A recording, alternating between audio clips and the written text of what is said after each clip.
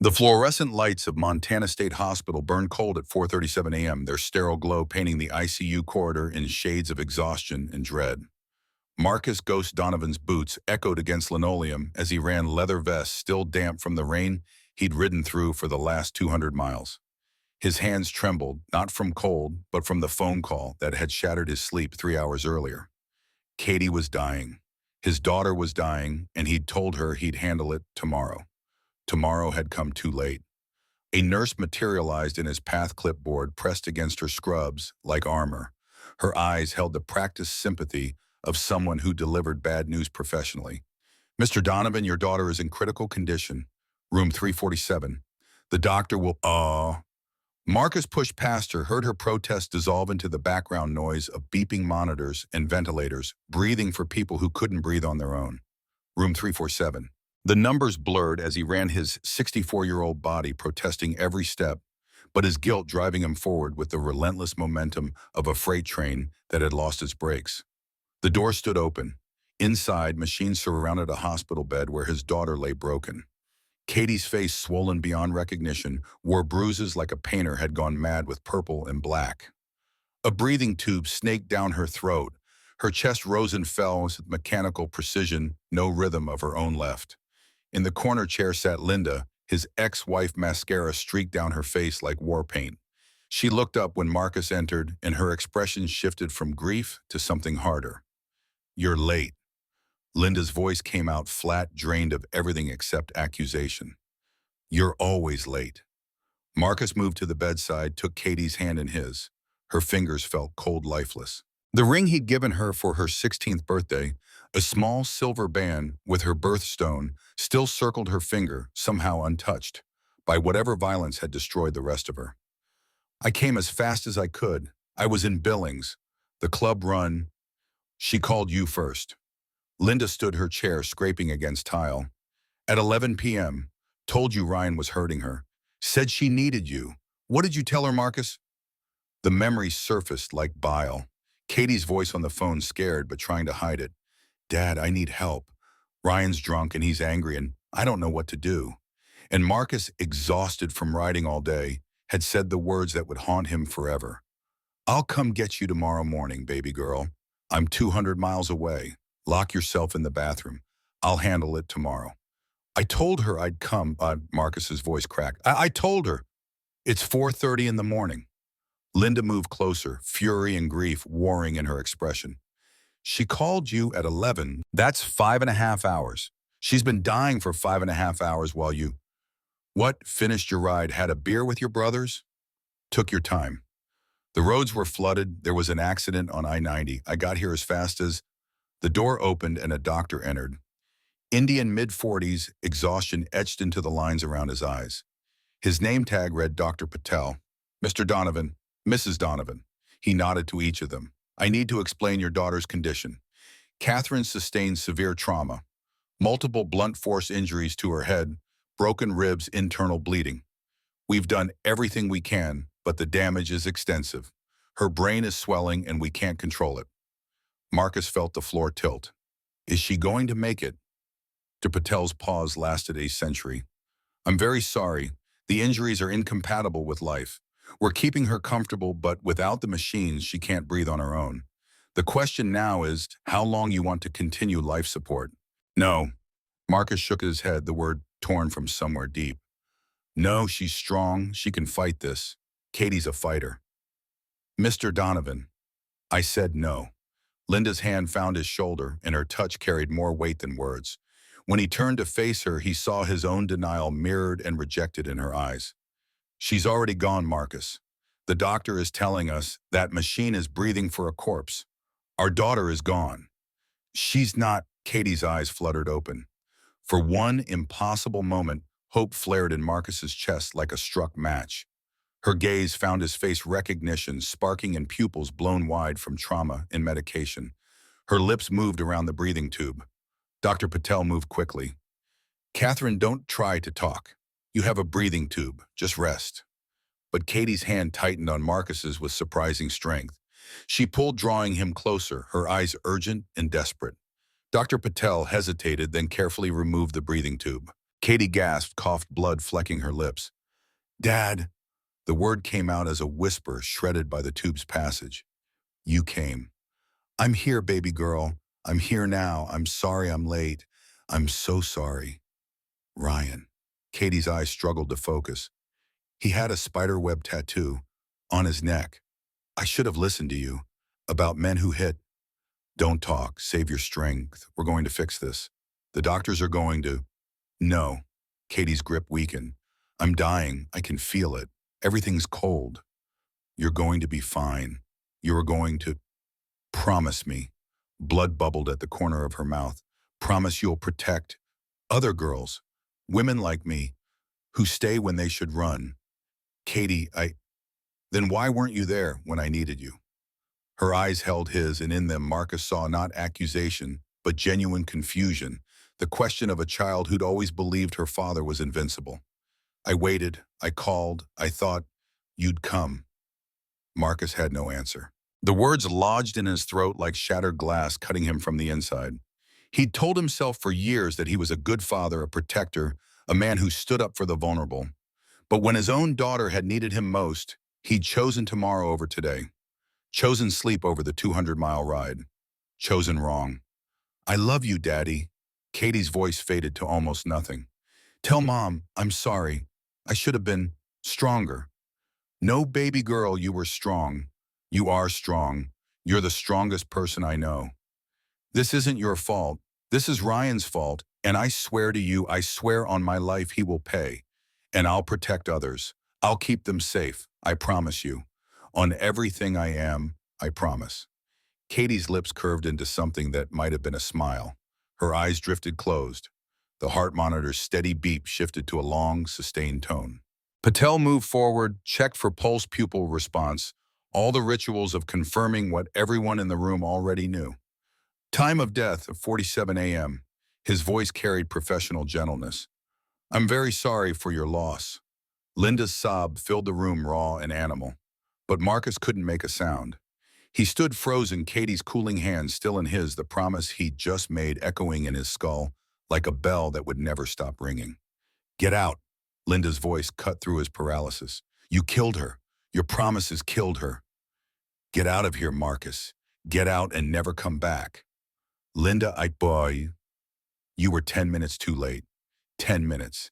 If you'd ridden faster, if you'd left when she called, if you'd been the father you always said you were, she'd be alive.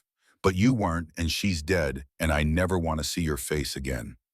Marcus looked down at Katie one last time. Her face had already begun to relax, the pain bleeding away to leave something that looked almost peaceful.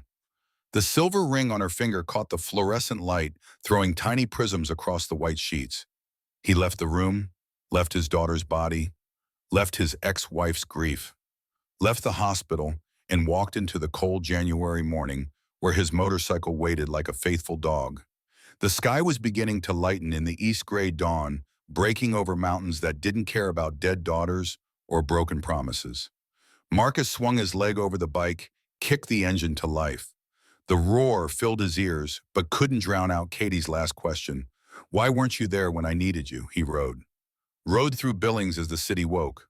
Rode south on Highway 89 while the sun climbed and the world pretended nothing had changed. But everything had changed.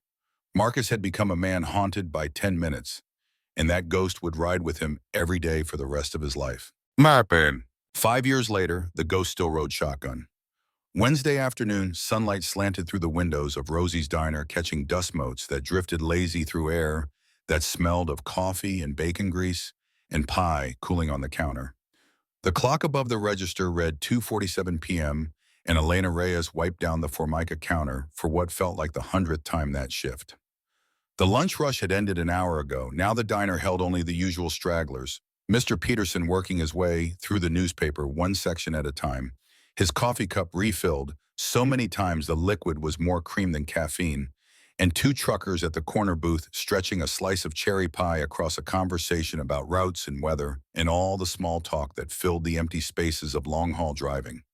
Elena's feet ached in the way they always did by mid-afternoon, that specific throb that came from standing on linoleum for 6 hours straight. But the ache was familiar, almost comforting in its predictability. This was her third year at Rosie's, 3 years of saving tips in a mason jar, 3 years of smiling at truckers and retirees and the occasional family stopping off Highway 89 on their way to Yellowstone, 3 years closer to nursing school, 3 years of building a life for herself and Tommy that looked nothing like the foster homes and state assistants that had defined their childhood. The bell above the door chimed. Elena glanced up automatically, customer service smile ready, but relaxed when she saw the motorcycles pulling into the parking lot outside. 5 of them heavy cruisers that gleamed even under the dust of the highway. Wednesday, 3 p.m., the Iron Saints were right on schedule. Miguel stuck his head through the kitchen window. The bikers are here. You want me to start the usual? Yeah, thanks, Miguel. Elena grabbed 5 menus, even though the Saints never needed them. They ordered the same thing every week, coffee pie and whatever the special happened to be. They ate, they tipped 200%, and they treated her with a courtesy that half the town couldn't manage. The bell chimed again as the door swung open. Marcus Ghost Donovan entered first, his presence filling the diner the way a storm front fills the sky before rain. 64 years old, 6'4", with a gray-streaked beard that reached his chest and arms like something carved from oak. The leather vest he wore carried patches from 3 decades of riding Iron Saints president across the smaller patches covering the front, in a language Elena had learned to read over 3 years of Wednesday afternoons. The skull patch meant he'd lost a brother. The flag patch meant he'd served. The small silver pin shaped like a cross meant something private, something he never talked about. Behind Marcus came the others. Silver Thomas Blackwood, the VP 62, with silver hair that explained his road name and a scar across his cheek from some old war. Hawk Daniel Running Bear, Native American 59, with eyes that tracked everything and missed nothing. Preacher James Walsh 61 called that because he'd been a chaplain before he was a biker and still carried that air of someone who'd spent time talking to God. And finally, rookie Michael Chen, the youngest at 38, Ernest, in The Way Puppies Are, Ernest, still trying to prove he belonged among men who'd been riding together since before he was born. Afternoon, Elena, Marcus's voice rumbled like distant thunder. Wednesday special, still meatloaf. Meatloaf and mashed potatoes. Coffee's fresh. I'll get you set up. The Saints took their usual booth, the corner spot that gave them clear sight lines to both exits. Old habit from old wars, Elena figured. She brought coffee, 5 cups arranged on her tray with the precision of long practice. Marcus caught her eye as she set his cup down. You doing okay today? The question surprised her. The Saints were unfailingly polite, but they usually kept conversation to orders and weather and the occasional comment about the quality of Rosie's pie. This felt different, more personal. I'm good. Why do you ask? You look tired, more than usual. Elena forced a smile. Nursing school applications. I've been up late filling out paperwork. Financial aid forms are their own special kind of hell. When you applying for Montana State, fall semester, if I can pull together the tuition. Marcus nodded slowly, something thoughtful moving behind his eyes. Katie wanted to be a nurse, my daughter. She said she wanted to help people when they were having the worst day of their lives. It was the first time in 3 years Elena had heard him mention a daughter. Did she become a nurse? No. Marcus's expression shuddered. She died before she got the chance. Elena's training kicked in before her curiosity could push further. I'm sorry, I'll get your pies. She retreated to the counter, feeling the weight of something large and strong pressing down on the diner's air. Miguel had the pies ready: apple for Marcus, cherry for Silver, peach for Hawk, lemon meringue for Preacher, and chocolate cream for Rookie. Elena loaded them onto her tray, balanced the weight with practiced ease. The bell above the door chimed again. 3 men walked in, and Elena's customer service smile faltered before she could stop it. They moved, wrong shoulders rolled back in a swagger that had nothing to do with confidence and everything to do with threat. The one in front was tall and lean, probably 32, with a spiderweb tattoo crawling up his neck from the collar of his leather jacket. His companions flanked him like satellites, one broad and thick-necked, with hands that looked like they'd been breaking things since childhood, the other wiry, with a face that made Elena think of rats in alleys. Sit anywhere you like. Elena kept her voice steady, professional, even as her gut sent up warning flares. The men took the booth closest to the door, the kind of position that blocked easy exit. Elena gave them a minute to settle, delivered the Iron Saints their pies, then approached with menus and her brightest smile. "What can I get you gentlemen today?" Spiderweb looked her up and down in a way that made her skin crawl. "Coffee, black, and make it fresh. None of that burnt crap sitting in the pot." "Of course," Elena jotted it down. "Anything else?" "Yeah," the wiry one sneered. "Make it snappy. We got places to be." Elena nodded, turned toward the coffee station. The pot was fresh brewed less than 20 minutes ago, but she reached for the filters anyway. Better to brew new coffee than argue with men who were looking for a reason to escalate. "Hey," Spiderweb's voice stopped her. "You deaf, I said fresh coffee. That pot looks like it's been sitting there since yesterday." Elena turned back. "This batch is fresh, sir, but I'm happy to brew a new pot if you prefer." "Are you arguing with me?" The diner had gone quiet.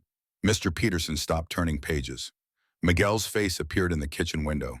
Even the truckers stopped mid-sentence, their pie forgotten. "No, sir, I'll make a fresh pot right away."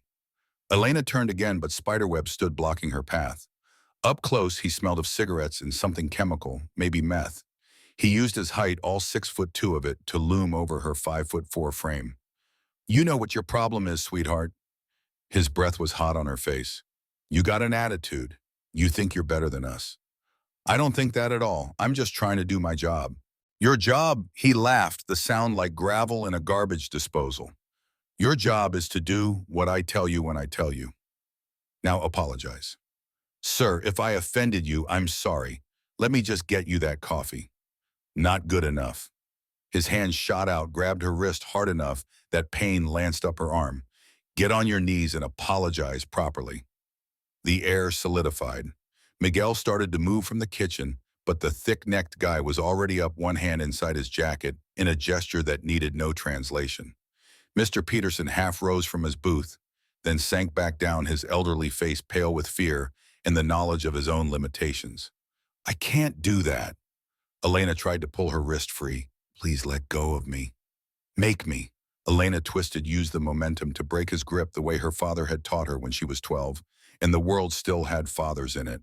But Spiderweb anticipated the move, yanked her back so hard she stumbled into their table. Coffee cups rattled, and then his hand came up fast and open-palmed and caught her across the face with a crack that echoed through the diner like a gunshot. Pain exploded across Elena's cheek, sharp and stinging, and so shocking that for a moment she couldn't process what had happened. The room tilted. Tears sprang to her eyes, automatic response to the impact. She caught herself on the booth's edge, one hand pressed to her burning face. That's what happens to people who don't show respect. Spiderweb released her wrist and stepped back, satisfaction written across his features. "Maybe next time you'll remember your place." Elena stood frozen, one hand to her cheek, too stunned to move. Mr. Peterson was on his feet now. Newspaper forgotten, his face ashen. Miguel had come around from the kitchen with a spatula still in his hand, looking torn between intervention and self-preservation. The bell above the door chimed. 5 bikers walked in. They weren't the weekend warrior types, the accountants and dentists playing dress-up on expensive cruisers. They only rode when weather was perfect. These were men whose leather had been worn by years and miles, whose boots thudded against linoleum with the weight of purpose. Road dust covered their vests. Grease stained their hands. They moved like wolves who'd been hunting together so long they no longer needed to communicate with words. Marcus entered first, and Elena watched his eyes sweep the diner in one practiced motion. Her red cheek, Spiderweb's aggressive stance, the terrified silence that had gripped the room like a fist around a throat. Something in his expression went cold, and still the kind of stillness that preceded violence the way silence precedes thunder. Behind Marcus, the other saints fanned out, not overtly threatening, but positioning themselves with the unconscious precision of men who'd cleared rooms in countries most people couldn't find on a map. Silver moved left, Hawk right. Preacher stayed near the door. Rookie took up position near the kitchen window, cutting off one potential exit. "We interrupting something?" Marcus's voice carried to every corner of the diner, low and controlled in a way that was somehow more frightening than shouting would have been. Spiderweb turned, and for just a second, Elena saw uncertainty flicker across his face. Then his bravado reconstructed itself brick by brick. "Private conversation. Keep moving, old man." The corner of Marcus's mouth twitched. Not quite a smile, more like the expression a shark might make before it bit. He glanced at his brothers, and something passed between them, some silent communication built on decades of shared experience. See, here's the thing. Marcus started walking forward, slow and deliberate. We're regular customers here. Been stopping at Rosie's every Wednesday for 5 years now. And Elena there, she's always treated us right. Good service, friendly smile, never once complained when we track in half the highway on our boots. He stopped about 10 feet from Spiderweb. The size difference was obvious. Marcus had 4 inches and probably 50 pounds on the younger man. Not fat, but the kind of solid bulk that comes from years of hard living and harder work. So when I walk in and see her with a handprint on her face and tears in her eyes, and you standing there looking real proud of yourself, well, that bothers me. This ain't your business. The thick-necked guy spoke for the first time, his hand still inside his jacket. Hawk's voice cut in from the right, quiet, but carrying that edge of flint on steel. Son, I'd move that hand real slow like away from whatever you got in there. Real slow. The tension crackled through the air, electric and dangerous. Elena could see Spiderweb doing the math, 3 of them against 5 bikers. Older guys, sure, but with the kind of presence that said they'd been in more fights than these punks had been alive. And there was something else, something in the way the Saints held themselves, combat veterans, every one of them. Men who'd learned violence in places where mistakes meant body bags. We don't want any trouble. Spiderweb's voice had lost some of its edge. Just having a disagreement with the waitress. Disagreement. Marcus's voice stayed calm, which somehow made it more terrifying. That what you call putting your hands on a woman less than half your size. See where I come from. We got a different word for that. We call it being a coward. Spiderweb's face flushed red. Watch your mouth, old man. Or what? Marcus took another step forward. You gonna hit me too? Come on then. I'm standing right here. Let's see how tough you are against someone who can fight back. The challenge hung in the air. Spiderweb's hands clenched into fists, but he didn't move forward.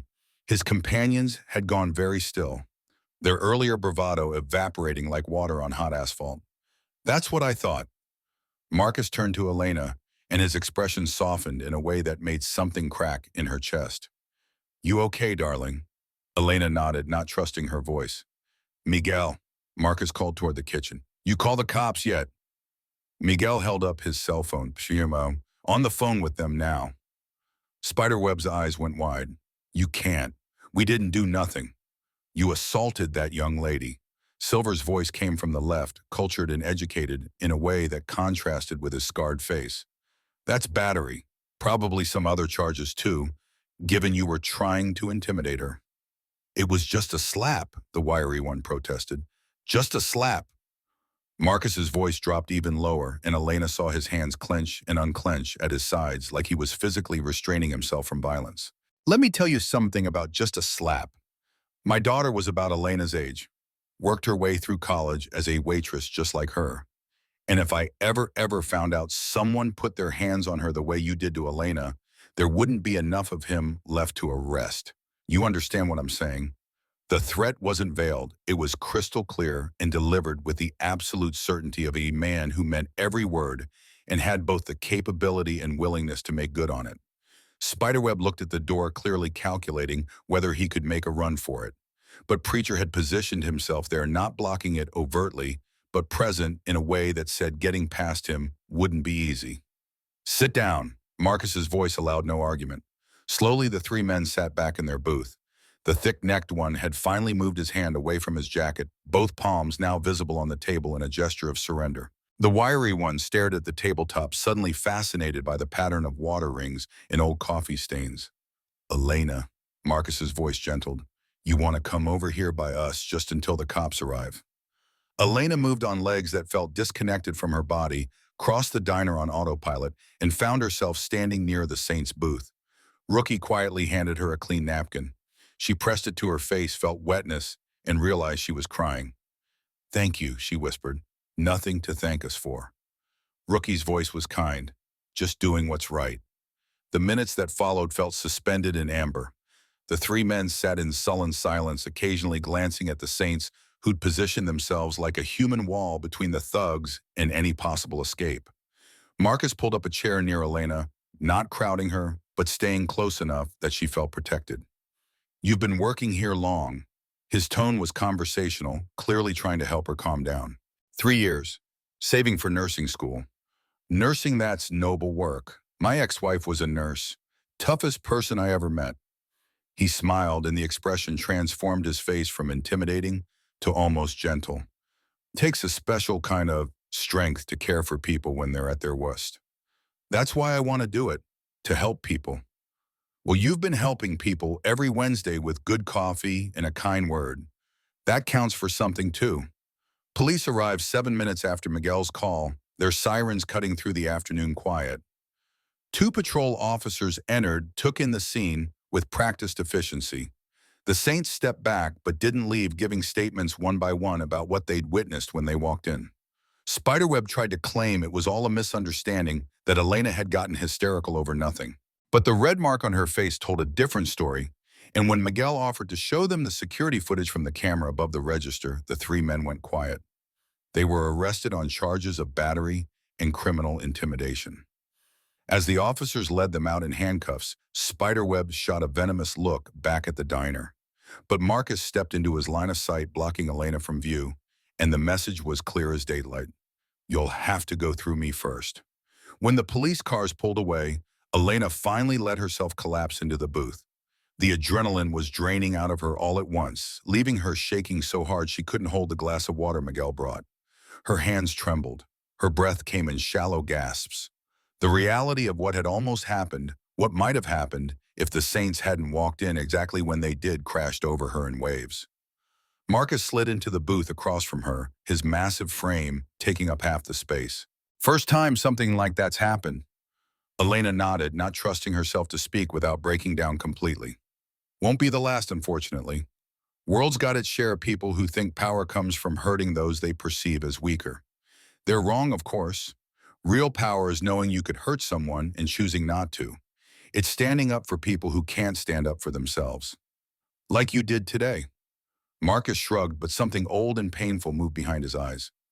"We've all been on the wrong side of things at some point in our lives. The Iron Saints were trying to do better now.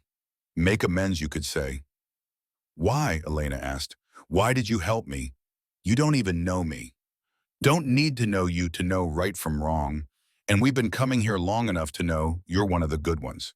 You treat everyone the same, whether they're ordering a steak or stretching a cup of coffee across 2 hours. That matters." Silver approached the table. "We should probably get back on the road, Bear. We're already running late for the VA hospital visit." "VA hospital?" Elena heard herself ask.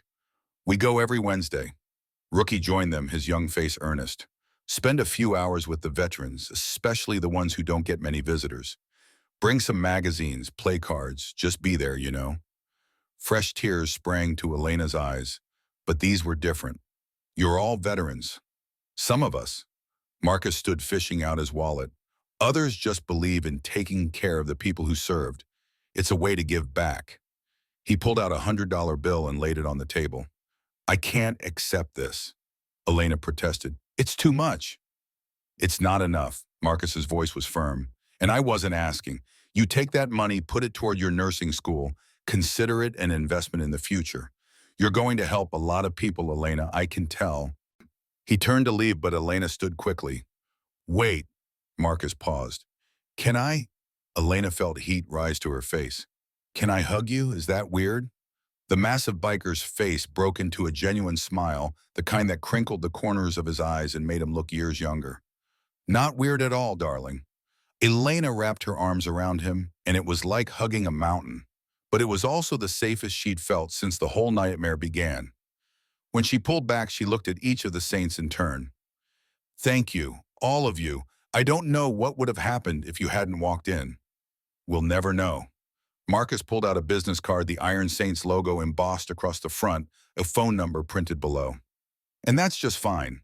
You take care of yourself, Elena. And if anyone ever gives you trouble again, you call this number. We take care of our own." "But I'm not." "You are now." Rookie grinned. "Anyone who slings coffee to the Iron Saints is family. That's the rule." The bikers left in a thunder of motorcycle engines, a sound that seemed to shake the very foundation of the diner. Elena stood at the window watching them pull out onto Highway 89 in tight formation, heading north toward whatever the road held next. Miguel came up beside her, still holding his spatula. You know what's funny? When they first started coming here, I was scared of them. Thought they'd be trouble. And now, Elena asked, now I know the truth. Sometimes the people who look the scariest on the outside are the gentlest on the inside. And sometimes the monsters wear nice clothes and friendly smile. He squeezed her shoulder. You did good today, mija. Kept your head. Stayed professional, even when that pendejo was way out of line. I was terrified. Courage isn't not being afraid. It's being afraid and doing the right thing anyway. You've got that in spades. Elena looked down at the $100 bill on the table, then at the business card in her hand. She thought about the Iron Saints heading to the VA hospital to sit with forgotten veterans. She thought about Marcus's daughter, who'd wanted to be a nurse but never got the chance. She thought about how the scariest moment of her life had been transformed by 5 men on motorcycles who'd had every reason to just keep riding but chose to stop instead. The bell above the door chimed again, and Elena tensed automatically. But it was just Mrs. Patterson, the retired schoolteacher, who came in every Wednesday for lemon meringue pie and Earl Grey tea. Hello, dear, Mrs. Patterson called cheerfully. You look like you've had quite the afternoon. Elena touched her cheek where the red mark was already starting to fade. You could say that, Mrs. Patterson. But I'm okay now. She tucked Marcus's business card into her pocket, feeling its weight like a talisman. She was okay, more than okay. More. She'd been reminded that for every person who chose cruelty, there were others who chose kindness. For every coward who picked on the vulnerable, there were protectors who stood in the gap. And sometimes those protectors rode motorcycles and went by names like Ghost, and they showed up exactly when they were needed most. Marcus rode point position on Highway 89 North, his road king eating up miles with the steady rhythm he'd come to associate with meditation.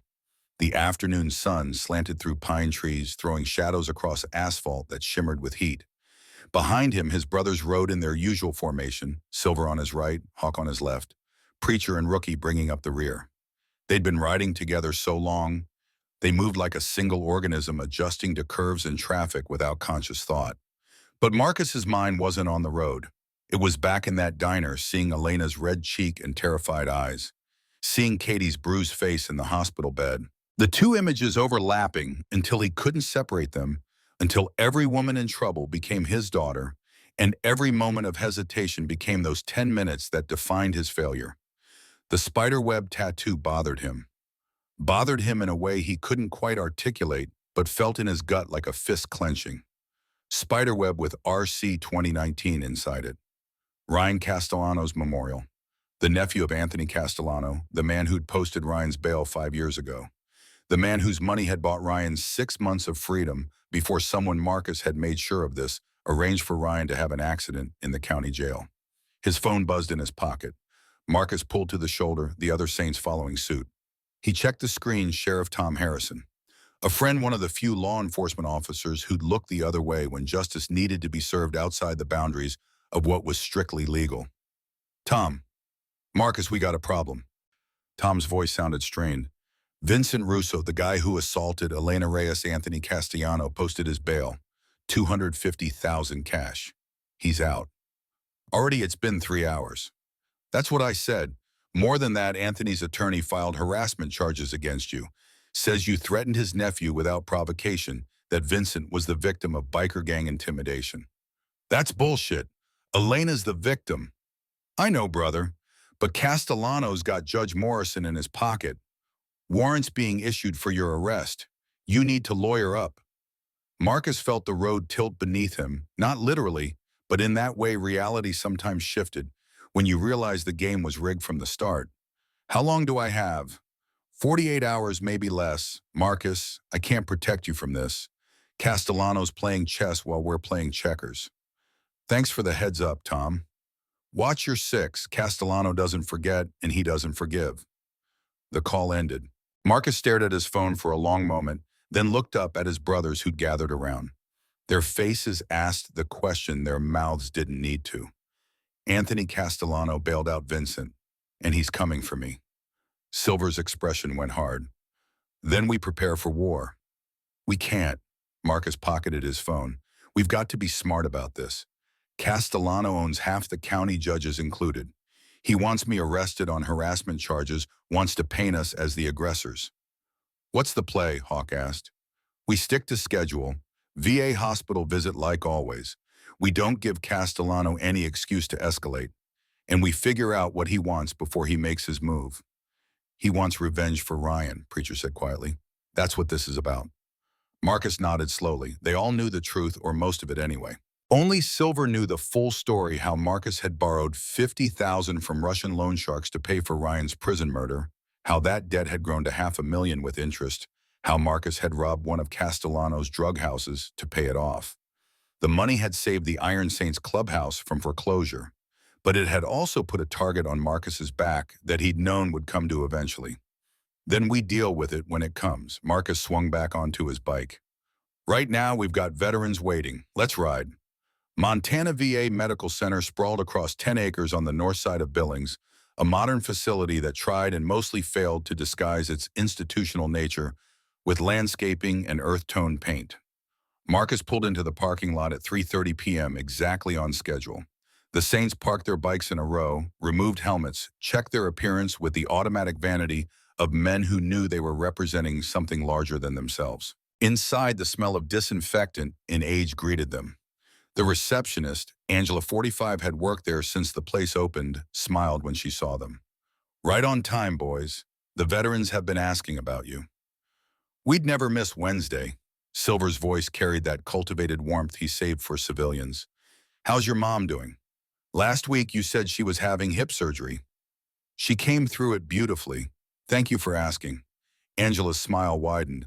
Walt's waiting for you in the day room, Marcus. He's been talking about your chess game all week. Marcus made his way through corridors lined with wheelchairs and walkers, past rooms where old men watched daytime television or stared at walls past the nurse's station where staff nodded recognition. The day room sat at the end of the west wing, a large space with windows overlooking gardens and a mountain view that probably cost extra in the architectural plans. Walt Morrison sat in his usual chair near the window, 88 years old and looking like parchment stretched over bone. His eyes, though those were still sharp, the kind of intelligence that hadn't dimmed despite his body's betrayal. He brightened when Marcus entered. Thought you might skip today. Heard there was some excitement at Rosie's. News travels fast. Small town Marcus, everything travels fast. Walt gestured to the chessboard already set up on the table between them. You're white, make your move. Marcus opened with pawn to e4, the standard beginning that Walt always countered with the Sicilian defense. They played in comfortable silence for a few minutes, the click of pieces against board providing rhythm to thought. You look troubled. Walt captured one of Marcus's pawns, more than usual. Saw something today, brought back memories of Katie. Walt's expression softened. Your daughter, the one you lost. 5 years ago, Marcus moved his knight. I made her a promise before she died to protect women like her, women in trouble. You still carrying that guilt? Every day, some days heavier than others. Walt studied the board, but Marcus got the feeling he was studying more than chess positions. Let me tell you something, son. I lost my whole platoon on Iwo Jima. 43 men. I was the only one who made it off that beach alive. For 40 years after I asked myself why. Why me? Why did I survive when better men died? What's the answer? There is no answer. Or maybe the answer is, there doesn't need to be one. But I can choose what I do with the time I got. I can honor them by living well, by trying to be the man they would have wanted me to be. Walt moved his bishop, putting Marcus's king in check. You honor Katie by keeping your promise. That's all any of us can do. Marcus moved his king to safety, but Walt's words had done what the chess moves couldn't. They'd shifted something in his chest, loosened the grip of guilt, just enough to let him breathe. Check, Walt smiled, and mate in 3 moves if you're not careful. How do you always beat me? Because I'm old and I've got nothing but time to think about chess. You've got a whole world distracting you. Walt leaned back. What's really bothering you, Marcus? It's not just memories of Katie. Marcus glanced around the day room. Silver was playing cards with Earl Jackson, both men laughing at some private joke. Hawk had 3 veterans gathered around him, showing pictures on his phone of the motorcycle club's annual ride to Sturgis. Preacher sat with Jimmy Coates listening with the patience of someone who'd learned that sometimes people needed to talk more than they needed answers. Rookie was helping David Chen with physical therapy exercises, the younger veteran gritting his teeth as he worked atrophied muscles. The man who hit Elena today, Marcus said slowly, he had a tattoo, spiderweb on his neck with initials inside, RC 2019, Ryan Castellano. Walt's expression shifted, understanding dawning. The man who killed Katie, his cousin Vincent, and he's connected to Anthony Castellano. The crime boss, yeah. Marcus made a move without thinking, immediately regretted it as Walt's queen swooped in for the kill. Castellano bailed Vincent out, 3 hours after arrest, and now he's filing charges against me, trying to make it look like I was the aggressor. What's he really want? Revenge. I killed Ryan in prison. Well, I arranged it, paid some guys to make it look like a yard fight. Walt didn't look surprised or shocked. He'd been in the Pacific Theater. He knew what men were capable of when pushed far enough. And now Castellano's coming to collect. Looks that way. What are you going to do? I don't know, but I can't let Elena get caught in the crossfire. She's innocent. This is between me and Anthony. The hospital PA system crackled to life. Code Silver. Code Silver. Security to main entrance. Marcus was on his feet before conscious thought kicked in. Code Silver meant armed intruder or credible threat. The other saints converged on him instantly, years of combat experience overriding civilian environment. Stay here, Marcus told the veterans. Lock the door after we leave. They moved through the corridors at a controlled jog, not quite running, but faster than walking. Other staff pressed against walls, letting them pass. The training never left Marcus' thought. Even 20 years after hanging up the uniform, his body remembered how to move in crisis. The main lobby came into view, and Marcus's gut clenched. Vincent Russo stood just inside the automatic doors, flanked by 6 men in matching leather jackets. Security guards, 2 of them both elderly, probably hired more for their presence than any real ability to handle threats, blocked the entrance.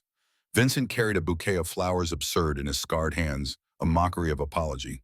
He saw Marcus and smiled, the expression predatory. I just came to apologize. Vincent's voice carried across the lobby. Wanted to make things right with that waitress. Where is she? She's not here. Marcus kept his voice level. And you need to leave. This is a public hospital. I got every right to be here. One of the security guards, Hank 67, retired sheriff's deputy, put a hand on Vincent's chest. Sir, you need to leave. You're creating a disturbance. Vincent shoved Hank aside without apparent effort. The old man stumbled, caught himself on the reception desk.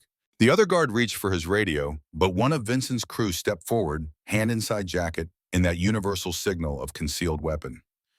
Easy now. Vincent's smile widened. We're not here for trouble. We're here for Marcus Donovan. The automatic doors slid open again. A wheelchair rolled through, pushed by 2 men in expensive suits. The man in the wheelchair is Anthony Castellano, 68 years old and looking every day of it. Oxygen tubes ran from his nose to a portable tank mounted on the back of his chair. But his eyes were sharp, calculating, the eyes of a man who'd built an empire through violence and fear and wasn't ready to relinquish control. Marcus Donovan. Anthony's voice was a rasp, damaged by years of cigarettes and the COPD that now kept him tethered to oxygen. We finally meet face to face. Anthony, come to finish what your nephew started. No. Anthony wheeled himself forward, his attendants staying close. I came to make you an offer. A debt for a debt. I don't owe you anything. Oh, but you do. Anthony's smile was a thin line across his weathered face. You killed Ryan, my sister's son, the boy I raised like my own after his father died. You took him from me. He killed my daughter. He got what he deserved. Prison justice, paid for with my money. Anthony's eyes glittered. $50,000 you borrowed from Dmitry Volkov's crew. Money you never paid back. They sold your debt to me. With interest, with the cost of Ryan's death, you owe me $500,000. Marcus felt the floor tilt. He'd known the debt was out there, had been waiting for it to come due. But hearing the number spoken aloud in a hospital lobby with veterans watching and his brothers at his back made it real in a way it hadn't been before. I don't have that kind of money. I know. So here's my offer. Anthony leaned forward, oxygen tube swaying. You work for me. 7 just high risk, high reward. Maybe you survive them, maybe you don't. But if you do your debts clear, the Iron Saints walk free. I leave you and yours alone. What kind of jobs? The kind that need men who aren't afraid to get their hands dirty. The kind that might get you killed. But you're a dead man anyway if you refuse, so what's the difference? And if I refuse, Anthony's expression didn't change, but something cold slithered into his voice. Then I take payment another way. That pretty little waitress, Elena Reyes. I hear she's got a brother. Tommy, age 14. They'd make excellent collateral. The threat hung in the air like cordite smoke. Marcus felt his hands clench into fists, felt the rage rising hot and immediate in his chest. Behind him, Silver shifted stance, slightly ready to move. Hawk's hand drifted toward his belt. Preacher's jaw tightened. Even Rookie, usually so careful about civilian surroundings, looked ready to throw down. You touch them. You'll what? Anthony's smile widened. Kill me. Go ahead, try. Vincent here has his hand on a gun. So do 4 of my other men. You might get me, but you'll die too. And then who protects Elena and Tommy? No, Marcus. You're going to take my deal, because you're a man who keeps his promises, and you promised your daughter you'd protect women like her. Like Elena. Marcus's phone buzzed. He ignored it. Buzzed again. On the third buzz, he pulled it out, glanced at the screen. Sheriff Tom warrant issued for your arrest. Don't come back to town. Anthony saw Marcus reading. That's right. I've got judges, prosecutors, cops on my payroll. You come at me legally, you lose. You come at me violently, you die. The only way out is through. 7 jobs, 500,000 in debt cleared. Or refuse and watch everyone you care about die screaming. Give me 24 hours. I need to think. You have until Friday, midnight. That's 48 hours. After that, I start collecting. One way or another. Anthony gestured and his attendants began wheeling him toward the exit. Vincent and his crew followed, walking backwards to keep eyes on the Saints. At the doorway, Vincent paused. See you soon, old man. Real soon. They left. The automatic doors slid shut. The lobby fell into shocked silence. Angela, the receptionist, found her voice first. Should I call the police? No.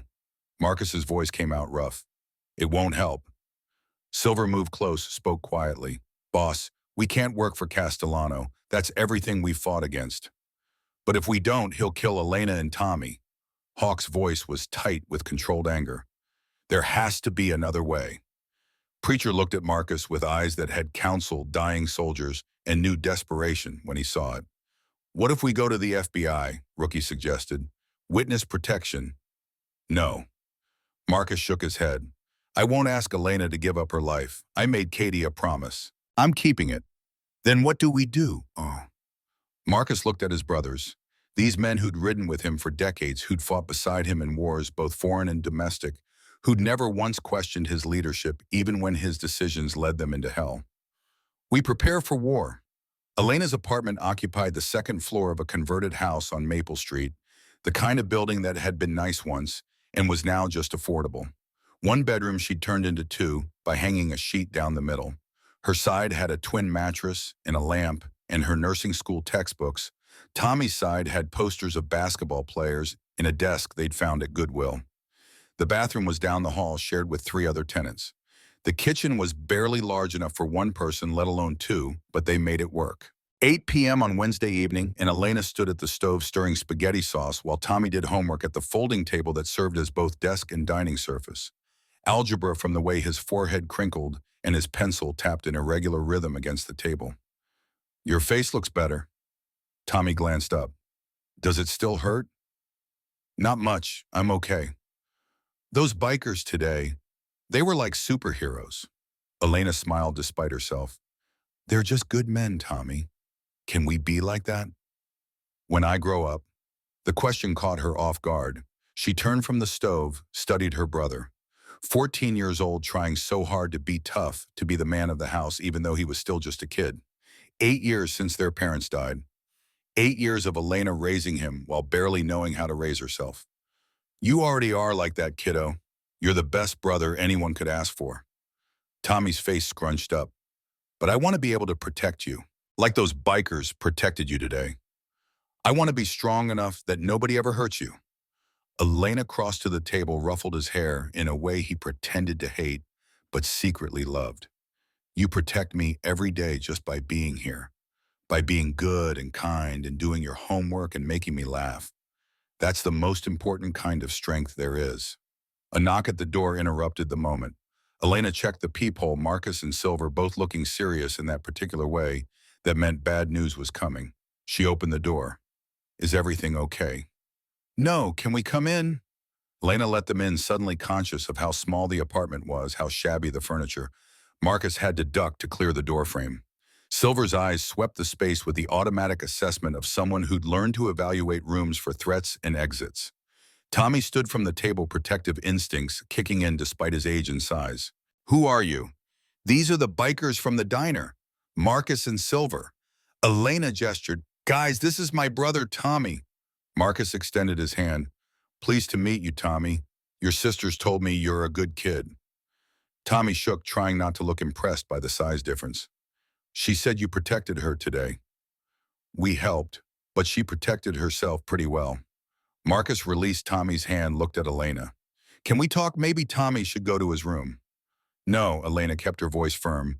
Whatever this is about affects both of us. Tommy stays. Marcus nodded slowly, respect flickering across his face. Fair enough. The man who hit you today, Vincent Russo, he's out on bail, posted by Anthony Castellano. Who's Anthony Castellano? Crime boss, runs most of the drug and protection rackets in northern Montana. Vincent's his nephew. Marcus paused. And Anthony's coming after me. Wipe us. Because 5 years ago, his other nephew, Ryan, killed my daughter. And I killed Ryan in return. In prison, I paid to have it done. Elena felt the world tilt sideways. You killed someone? Yes, to protect others, to get justice when the law couldn't or wouldn't. Marcus's voice stayed steady, unapologetic. Ryan was out on bail, would have walked on a plea deal. I couldn't let that happen. And now Anthony wants revenge. Elena understood suddenly, the pieces clicking together. That's why Vincent was at the diner. That's why he hit me, because I remind you of Katie. Maybe, or maybe he's just a bully who likes hurting people weaker than him. Either way, Anthony made it clear I'm in debt to him. $500,000, and if I don't pay, he's going to take it out on you and Tommy. Tommy's face went pale. He's going to hurt us. No. Marcus's voice carried absolute certainty. Because I'm not going to let that happen. But I need you both to understand the situation. You're in danger because of me. Because I helped you today. Elena felt anger spark hot in her chest. So what you're saying, you shouldn't have helped, that you should have let Vincent. No, I'm saying I should have been smarter about it. Should have anticipated this, but I didn't, and now you're caught in the middle. What do you want us to do? Elena asked. Run, hide. I can get you into witness protection. FBI, new identities, new city. You'd be safe. For how long? Could be years, until Castellano's arrested or dies. Elena looked at Tommy, saw the fear in his face, but also saw something else, defiance. Her brother didn't want to run any more than she did. No, I won't run. Tommy's got school friends, a life here. I've got work and nursing school applications pending. We can't just disappear because some mobster says so. Silver spoke for the first time. Elena, this isn't about pride. These are dangerous men. Killers. If you stay, then teach me to fight back. Elena's voice came out harder than she intended. Give me a gun. Show me how to protect myself and Tommy. But I'm not leaving. Marcus studied her for a long moment, something like approval glinting in his eyes. You sound like Katie. She was stubborn too. Katie was your daughter. Yeah, and she died because I wasn't there when she needed me most. I was 10 minutes too late. Marcus's voice roughened. I won't be late again. If you stay, you do exactly what I say. Training starts tomorrow morning. 6 a.m., Iron Saints Clubhouse. I'll be there. Elena, Tommy started. No, Tommy, I'm done running from problems. Our whole lives we've run, from foster care, from poverty, from grief. I'm done. We stay. We fight. We survive. Marcus pulled out his phone, showed her an address. This is the clubhouse. You come alone tomorrow, leave Tommy with Miguel at the diner. We'll train you. Firearms, situational awareness, self-defense. You'll learn enough to give yourself a fighting chance. What about Tommy? Preacher will pick him up from school every day, escort him to the diner, stay with him until you're off work. No one touches him while we're watching. Tommy looks simultaneously terrified and excited. Like bodyguards. Like family. Marcus stood. Elena, I need you to understand something. The training will be hard. You'll be sore, exhausted, probably scared. But if you're serious about this, about staying and fighting, then you need to commit fully. I'm serious. Good. Marcus moved toward the door, then paused. One more thing. Keep this with you at all times. He handed her a small canister. Pepper spray. Not much, but better than nothing. And if anything feels wrong, anything at all, you call that number I gave you. Day or night, we come running. After they left, Elena stood at the window watching their motorcycles disappear down Maple Street. Tommy came up beside her. Are you scared? He asked quietly. Terrified, but I'm more scared of living in fear than I am of bad men. That's really brave, Elena. I learned it from you. After Mom and Dad died, you never gave up. You kept going. That's braver than anything.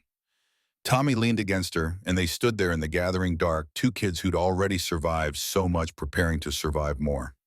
11 p.m. at the Iron Saints clubhouse, and the church meeting was in session. The room was oak-paneled and windowless, illuminated by a single light fixture hanging from exposed beams. The walls held photographs spanning 3 decades, brothers who'd died, rides that had become legend, charity events, and funeral processions, and everything in between. At the head of the table sat Marcus, president, patch on his vest, catching the light. To his right, Silver as VP. Hawk, preacher, rookie, filling out the remaining chairs. Brothers, we have a problem. Marcus's voice carried the weight of leadership and something heavier, guilt. Anthony Castellano wants me dead, and he's using innocence as leverage. What's the play? Silver asked. We protect Elena and Tommy, whatever it takes. Castellano's got 40 soldiers. Hawk's voice was pragmatic, no fear, but cold assessment. We're 5 old men. Then we call the other chapters. Bozeman, Billings, Great Falls.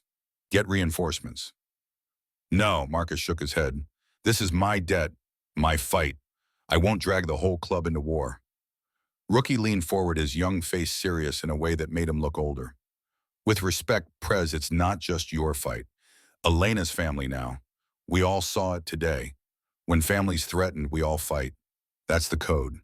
The kid's right. Hawk nodded. We voted you president. That means your fights are our fights. Your debts are our debts. This debt could get you all killed. Then we die for something that matters. Preacher's voice carried the quiet certainty of a man who'd given last rites to dying soldiers and knew exactly what he was risking. I didn't survive Iraq just to grow old and die in my sleep. If my time comes protecting innocence from men like Castellano, that's a good death. Marcus looked at each of his brothers in turn. All in favor of going to war with the Castellano family, raise your hand. 5 hands went up, unanimous. Then we do this right. Marcus stood, moved to a map of Montana tacked to the wall. We train Elena. We fortify the clubhouse. We gather intelligence on Castellano's operations. We find his weaknesses. And when he comes, because he will come, we'll be ready. What about the FBI? Rookie asked. I've got contacts. We could, no feds. Silver's voice was firm. You remember Billings' chapter in 2009. DEA promised immunity. 6 brothers went to prison anyway. We handle this ourselves. Agreed. Marcus returned to his seat. Rookie, you're on intelligence. Track Castellano's movements, properties, known associates. Silver, you handle weapons and ammunition. Make sure we're stocked. Hawk, perimeter security here at the clubhouse. Cameras, sensors, everything. Preacher, you're on Tommy. Pick him up from school every day. Keep him safe. I'll handle Elena's training. What about the warrant for your arrest? Silver asked. You can't show your face in town. Then I don't show my face in town. Elena comes here for training. We keep our heads down until we figure out Castellano's next move. The meeting broke up near midnight. Brothers dispersed to their quarters or their homes, leaving Marcus alone in the church with his thoughts and his guilt. He pulled out his phone, scrolled to a photo he'd taken years ago, Katie at age 8, missing her front tooth, sitting on his motorcycle with a grin that could light up the world. Katie, baby girl, he said to the empty room, I made you a promise. I've kept it as best I could these 5 years. But now I've got a choice, save Elena and Tommy, or save myself. It's not really a choice. I couldn't save you, but I can save them. And if it costs me everything, so be it. Thunder rumbled outside the storm that had been threatening all day, finally arriving. Marcus pulled Katie's necklace from his pocket, the silver cross she'd been wearing when she died, the one thing of hers he'd kept. He put it around his own neck, feeling its weight settle against his chest. Give me strength, baby girl. One more time. Lightning flashed through the high windows. Rain began to hammer the roof. And Marcus sat alone in the dark, preparing for a war he'd started 5 years ago when he chose revenge over justice, violence over law. Now the bill was coming due, and innocence would pay the price unless he could find a way to settle his debts without getting everyone he cared about killed in the process. The storm raged on. Marcus didn't move. He'd spent 5 years running from guilt. Now it was time to stand and face whatever came next, because he'd made a promise to a dying girl, and Marcus Donovan kept his promises. 6 a.m. on Thursday morning arrived cold and gray, the kind of Montana dawn that promised rain before noon. Elena pulled her Honda Civic into the Iron Saints clubhouse, parking lot, gravel, crunching under tires that needed replacing 2 months ago. The building squatted low and defiant against the landscape concrete block, painted black small windows set high in the walls, a steel door that looked like it belonged on a bank vault. The Iron Saints logo, a skull wearing a halo of thorns, glared from the wall above the entrance. Marcus waited outside, 2 coffee cups steaming in his hands. He looked like he hadn't slept, but then again, men like him probably always looked that way. You came. He handed her a cup. I said I would. Most people don't keep promises at 6 a.m. Elena wrapped her hands around the cup, let the heat seep into fingers gone numb from gripping the steering wheel too hard during the drive. I'm not most people. Marcus's mouth twitched in what might have been a smile. No, you're not. Come on, let's get started. The clubhouse interior smelled of leather and motor oil and old wood. The main room held a bar along one wall, pool table in the corner, photographs covering every available surface. Elena recognized younger versions of the Saints mixed with men she'd never seen, brothers who died, she realized, looking at the memorial plaques beneath certain photos. Silver waited in what looked like a converted storage room, now set up as a makeshift shooting range. Hay bales stacked 6 feet high at the far end, paper targets pinned to plywood, a table covered in weapons that made Elena's stomach clench. Ever shoot before? Silver's voice carried that educated precision, like a professor who happened to ride motorcycles and carry guns. My dad took me to a range once, when I was 12.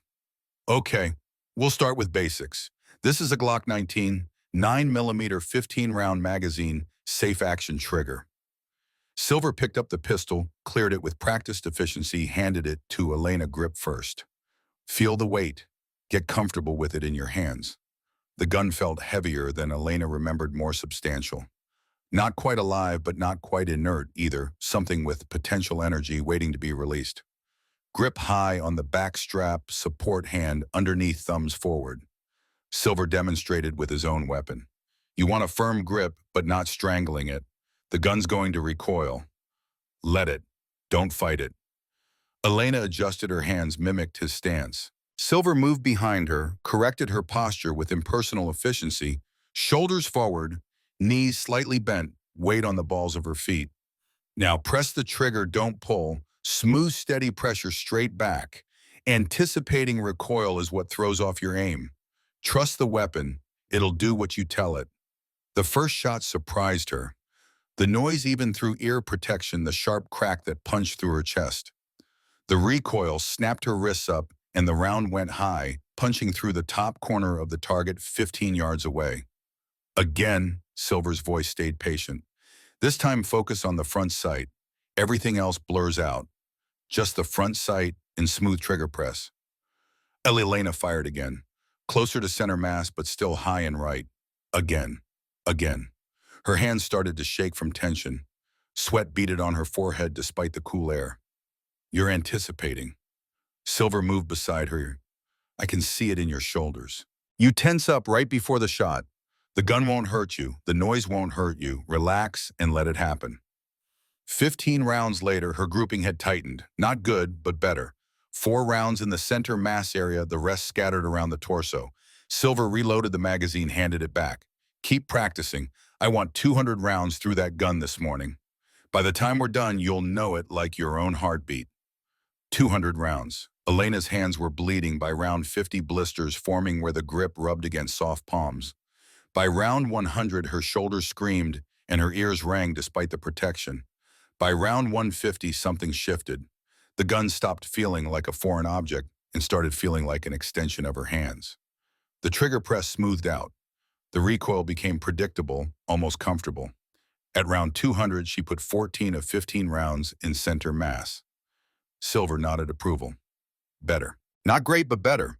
In a real situation, you won't have time to aim carefully. You point and you shoot and you hope muscle memory takes over. That's what we're building here. Muscle memory. Elena set the gun down, looked at her shaking hands. Blood mixed with powder residue, turning her palms black and red. How long until I'm actually good at this? Years, but you don't need to be good. You just need to be good enough to survive 30 seconds. That's how long most gunfights last. 30 seconds of chaos, then it's over one way or another. Hawk appeared in the doorway. Silver, Marcus needs you. Elena, you're with me.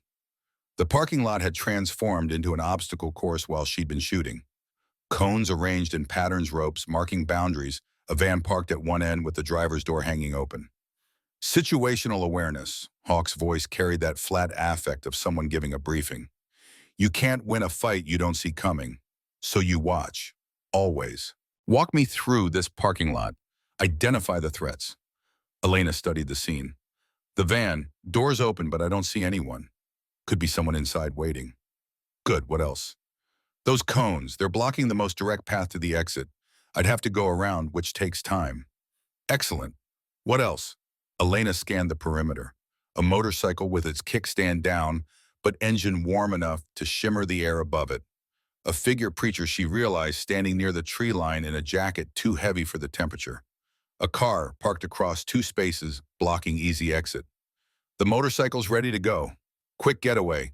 That guy by the trees is watching us, and that car's deliberately blocking spaces. Hawk's expression didn't change, but something in his eyes acknowledged satisfaction. You're a natural. Most people don't see what's in front of them until it's too late. Now, escape routes. Van's behind you, my truck's in front. Where do you go? Elena turned in a slow circle. Between those 2 bikes there, through that gap, then left toward the road. Open ground, hard to trap me. Why not right? It's closer to your car. Because right takes me toward that blind corner. Someone could be waiting. Left keeps me in sight of the clubhouse, and you'd see if someone grabbed me. Exactly right. Hawk pulling out his phone showed her a photo. This is Anthony Castellano. Memorize his face. He's 68, wheelchair-bound, always has 2 guys with him. If you see him, you run. Don't talk, don't negotiate, just run and call Marcus. Elena studied the photo. Castellano looked like someone's grandfather, wrinkled and harmless in his wheelchair. But his eyes told a different story. Cold calculation, the kind of intelligence that came from decades of hurting people and getting away with it. What about Vincent? Vincent's dangerous because he's angry and stupid. Anthony's dangerous because he's smart and patient. You can maybe outfight Vincent. You can't outthink Anthony. So don't try. They spent the next hour running scenarios. Hawk played attacker, coming at her from different angles while she practiced awareness and evasion. By the end, Elena's legs shook from sprinting and her throat burned from breathing hard. But she'd learned to watch reflections in car windows, to use parked vehicles as obstacles between her and threats, to identify choke points and escape routes without conscious thought. Preacher took over at 8 a.m. If Hawk had taught her to see, Preacher taught her to project. Violence isn't just physical, it's psychological. Preacher sat across from her at a picnic table, the morning sun finally burning through clouds. Predators choose victims who look weak. Your job is to not look weak. Show me how you'd tell Almon to back off. Elena straightened her shoulders. Please leave me alone. No. You sound like prey asking permission. Again, louder. Back off. Better, but still asking. You're not asking, you're telling. Mean it. Elena pulled from somewhere deep, from 8 years of raising Tommy alone, from 3 years of late shifts, and demanding customers and the constant grind of just surviving. Back off. The words came out hard and flat, brooking no argument. Preacher nodded. There it is. You sound like a woman who will fight back. That's 90% of self-defense. Make them believe you're not worth the trouble. He taught her body language, chin up, shoulders back, eye contact that lasted just long enough to show confidence without crossing into challenge. Taught her voice control, how to use volume and tone to project authority. Taught her the psychology of distance, keeping 2 arms lengths between herself and potential threats, positioning herself near exits, never letting anyone box her in. Most attacks are crimes of opportunity. Guy sees a woman alone, looking scared, easy target. If you look hard, if you look aware, he moves on to someone easier. That's what's wearer building made in. Not a fighter, but someone who doesn't look like easy prey. Marcus appeared at 9 a.m., and Elena's brief hope for a break evaporated when she saw the heavy bag hanging from the garage ceiling and the focus mitts on his hands. If they grab you, you've got 3 seconds before they control you completely. Use them. Marcus demonstrated strikes on the heavy bag, palm heel to nose knee to groin heel, stomp to instep. You're not trying to win a fight. You're trying to create distance and run. Hit hard, hit fast, run faster. Elena's hands were wrapped in athletic, tape-padded gloves covering blistered palms. The heavy bag swung from its chain, 60 pounds of resistance that barely moved when she hit it. Harder. You're not trying to annoy them. You're trying to break bones. Elena struck again, throwing her whole body into it. The bag swung 6 inches. Better. Again. 20 more times. 20 times became 50, became 100. Her shoulders burned. Her knuckles ached despite the padding. Sweat soaked through her shirt, dripped into her eyes. But the bag swung farther with each hit, and something fierce and hot kindled in her chest. Not just fear anymore, but anger. Anger at Vincent for hitting her. Anger at Castellano for threatening Tommy. Anger at a world that made women learn to fight just to exist safely. The 100th strike rocked the bag hard enough to make its chain rattle. Good. Marcus caught the bag, stopped its swing. Your hands are bleeding again. Let's wrap them better. He unwound the tape gentle, despite his size-revealed palms that had gone from blistered to raw. Elena hissed when he applied antiseptic but didn't pull away. Pain is weakness leaving the body. Marcus rewrapped her hands with fresh tape, his movements practiced. You're doing good, Elena. Better than most people would after 6 hours. I don't feel like I'm doing good. I feel like I'm barely surviving. That's what good looks like. Nobody's born knowing this stuff. You learn it through pain and practice and getting back up when you want to quit. He finished the rap, met her eyes. Katie went through something similar. After the first time Ryan hit her, she took a self-defense class, learned enough to give herself confidence. But confidence isn't the same as skill, and skill takes time we didn't have. How long did you have? 3 years, from his first hit to the night he killed her. 3 years of her swearing she'd leave, then staying. 3 years of me offering to help her, saying she could handle it. 3 years of mistakes we both made. Marcus stood, moved to stare out the garage door at the mountains in the distance. If I'd pushed harder, if I'd made her leave, instead of waiting for her to be ready, maybe she'd still be alive. Or maybe he'd have killed her sooner. Marcus turned back, something raw in his expression. What? Men like Ryan, men like Vincent, they don't let go just because someone leaves. They escalate. They track you down. Sometimes leaving makes it worse, not better. Elena flexed her wrapped hands, testing the tightness. Katie stayed because she was scared. But maybe she also stayed because she knew leaving wouldn't keep her safe. Maybe there was no right choice, just bad options and worse ones. The silence stretched long enough that Elena wondered if she'd said too much, crossed some line. Then Marcus's shoulders dropped, tension bleeding out. I never thought of it that way. Because you're a man who fixes problems with action. But some problems can't be fixed that way. Sometimes you can do everything right and still lose. Elena stood, faced him directly. You couldn't save Katie, but you can save me and Tommy. So stop carrying guilt for something you couldn't control and focus on what you can. Marcus studied her for a long moment, and Elena saw him reassess, saw her shift in his mind from victim to something else. Allie, maybe, or student, or the daughter he'd lost given a second chance at redemption. Okay, he nodded. Let's keep going. They trained until noon when Rookie appeared with takeout from Rosie's Miguel. Had insisted on sending lunch, wouldn't take payment, said Elena was family now. They ate on the clubhouse porch sandwiches and pie and coffee strong enough to strip paint. Elena's hands shook so badly she could barely hold her cup. First day's always the hardest. Silver sat beside her, his own sandwich forgotten. Tomorrow you'll be sore in places you didn't know you had muscles. Day after that, it gets easier. How many days until I'm actually competent? Define competent. Able to protect myself and Tommy without you guys. Silver considered that. If Castellano comes at you with overwhelming force, all the training in the world won't matter. But if it's Vincent alone or one of his crew trying to grab Tommy, 2 weeks of daily training gives you fighting odds. A month gives you better than even. 3 months, you are genuinely dangerous. We don't have 3 months. No, we've got 43 hours until Castellano's deadline. Silver checked his watch. Friday midnight. Then all hell breaks loose one way or another. Elena set down her sandwich, appetite gone. What happens at midnight? Either Marcus agrees to work for Castellano, or Castellano comes for you and Tommy. Silver's voice stayed matter-of-fact, no sugarcoating. Marcus won't agree, so Castellano will move. Question is whether we're ready when he does. Rookie's phone buzzed. He glanced at the screen, frowned, stood, and walked out of earshot. When he returned, his face had gone pale. Boss, we got a problem. Tommy didn't show up at school today.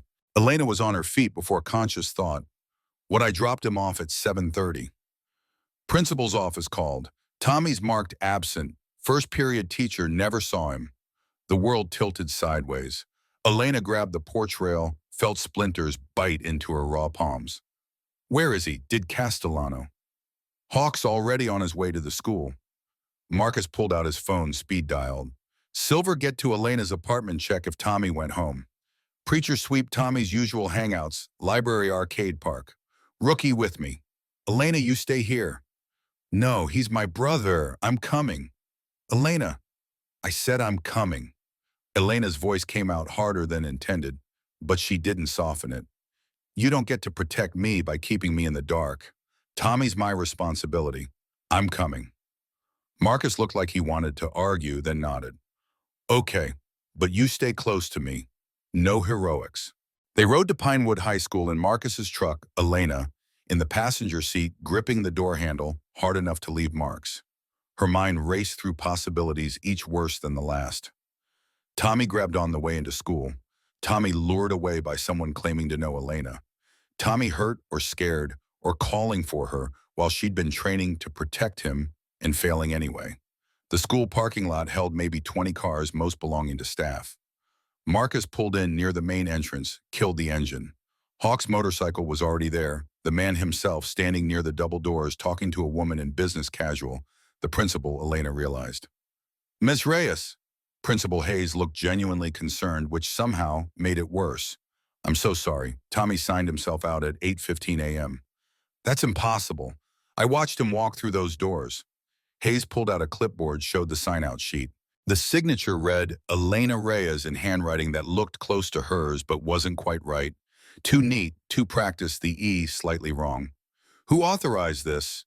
Marcus's voice carried weight, the kind that made administrators nervous. Our security guard, Mr. Kowalski, but he called in sick this morning. I tried his cell phone, but it goes straight to voicemail. Marcus and Hawk exchanged a look, some silent communication passing between them. Kowalski's on Castellano's payroll. Hawk's voice was flat, certain. This was planned. They grabbed Tommy using a forged note and an inside man. Elena felt her knees go weak. Marcus caught her elbow, steadied her with surprising gentleness for such a large man. Where would they take him? Her voice came out small, scared, nothing like the confident tone Preacher had spent 2 hours teaching her to project. Castellano owns properties all over the county. Rookie pulled out his phone, scrolled through something. Warehouses, storage units, farms. Without more intel. Hawk's phone rang. He answered, listened, his expression going harder with each second. Copy. On our way. He ended the call, looked at Marcus. Silver found Tommy's backpack behind the school dumpsters. No sign of struggle. Looks like Tommy went voluntarily. There's a note. They found Silver in the alley behind the school, Tommy's familiar blue backpack open on the ground. Inside, textbooks, dead cell phone pencil case, and a handwritten note on lined paper torn from a spiral notebook. Elena's hands shook as she read it. Tommy doesn't play football. Coach Richards retired last year. He would have known this was fake, unless he wanted to believe it. Preacher had arrived, his motorcycle still ticking from the ride. 14-year-old boy, someone tells him a coach wants to see him about sports. That's validation. That's belonging. Easy to fool someone when you're offering them something they want. Marcus pulled out his phone. It rang twice before Elena heard a voice answer tinny through the speaker. I wondered when you'd call. Anthony Castellano sounded amused, which made Elena want to claw his eyes out through the phone. Where's the boy, Anthony? Safe for now, eating a sandwich. He likes turkey, doesn't he? With mustard, no mayo. Good kid, polite, said please and thank you when I offered him lunch. Let him go, this is between us. Oh, but it is between us. That's the whole point. Castellano's voice hardened. You have until Friday midnight. 41 hours now. Bring me $500,000 in cash or the boy takes a swim in the Yellowstone River. Winter water's cold, Marcus. Body might not surface until spring. I don't have that money. Then get it. I don't care how. Rob a bank.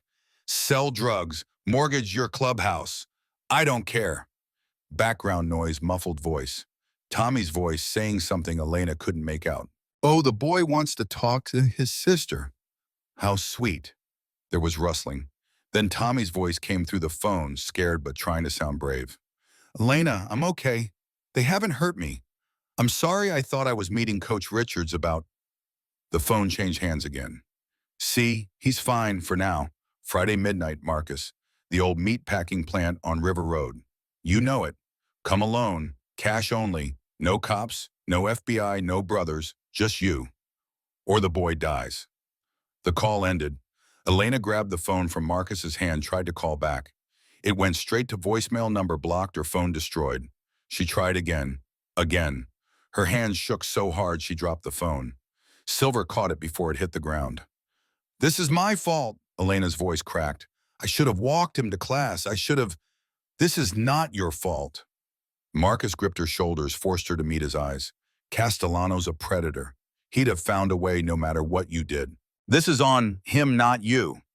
How do we get $500,000 in 41 hours? We don't. Silver's voice was grim. Clubhouse equity is maybe 180. Our bikes and gear another 100. We're 220 short even if we liquidate everything. What about other chapters?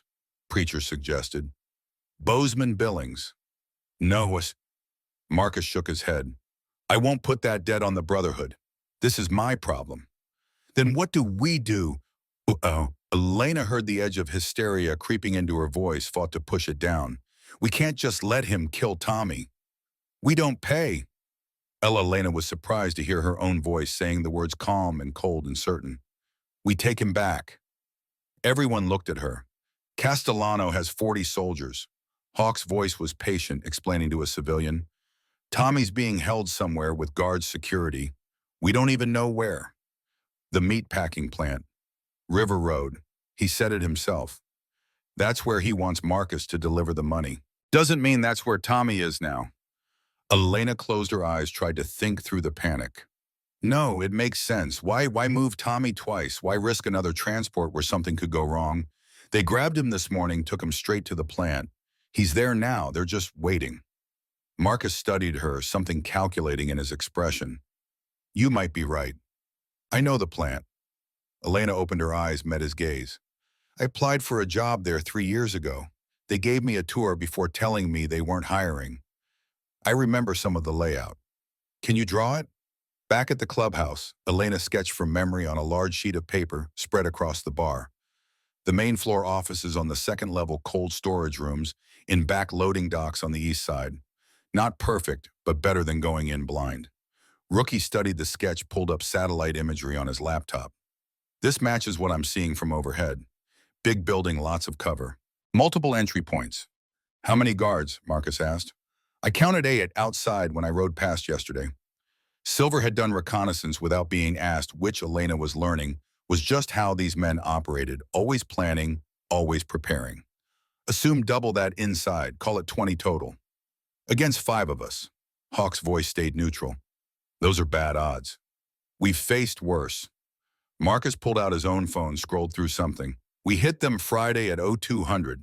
Zero dark 30 guards are tired, attention is low. Fast in extract, Tommy fast out. What about Castellano's deadline Friday midnight? We moved the timeline, hit them 10 hours early before they expect it. Preacher frowned. That gives us, he checked his watch, 37 hours to plan and prep. Not much time. It's what we have. Marcus looked at each of his brothers in turn. I need you to understand something. This op is voluntary. I'm not ordering anyone. If you want to sit this out, no judgment. But if you come, there's a real chance you die. Castellano's people are professional killers. This isn't some bar fight. This is urban warfare against a numerically superior force. Silence filled the clubhouse. Then Silver pushed back from the bar, stood. I ride with you. Hawk stood. I ride with you. Preacher stood. I ride with you. Rookie stood. I ride with you. Marcus's jaw tightened, emotion flickering across his face before he locked it down. Then we prep. Rookie, you're on intel. Floor plans, security systems, anything you can find. Silver, weapons and ammunition. Combat load for each of us. Hawk, your overwatch. Find a position with sight lines on the plant. Preacher, medical. Full trauma kit, you're our combat lifesaver if things go sideways. What about me? Elena's voice cut through the planning. You stay here. Tommy's going to need you when we bring him home. No. Why? Elena planted her feet, used the body language Preacher had taught her. I'm coming with you. Elena, you've had 6 hours of training. These are professional killers. Then give me a job that doesn't require me to fight. I'll stay with Hawk on Overwatch. I can spot, handle comms, watch for threats you might miss. She's right. Hawk spoke up, unexpected support. I need a spotter anyway. And if something goes wrong, extra pair of hands could make the difference. Marcus looked ready to argue, then stopped, something shifting in his expression. Recognition, maybe. Understanding that Elena wasn't asking for permission, she was telling him how this would work. Fine, but you follow Hawk's orders exactly. No heroics, no risks. You're there to observe and communicate, nothing else. Understood. The rest of Thursday blurred into preparation.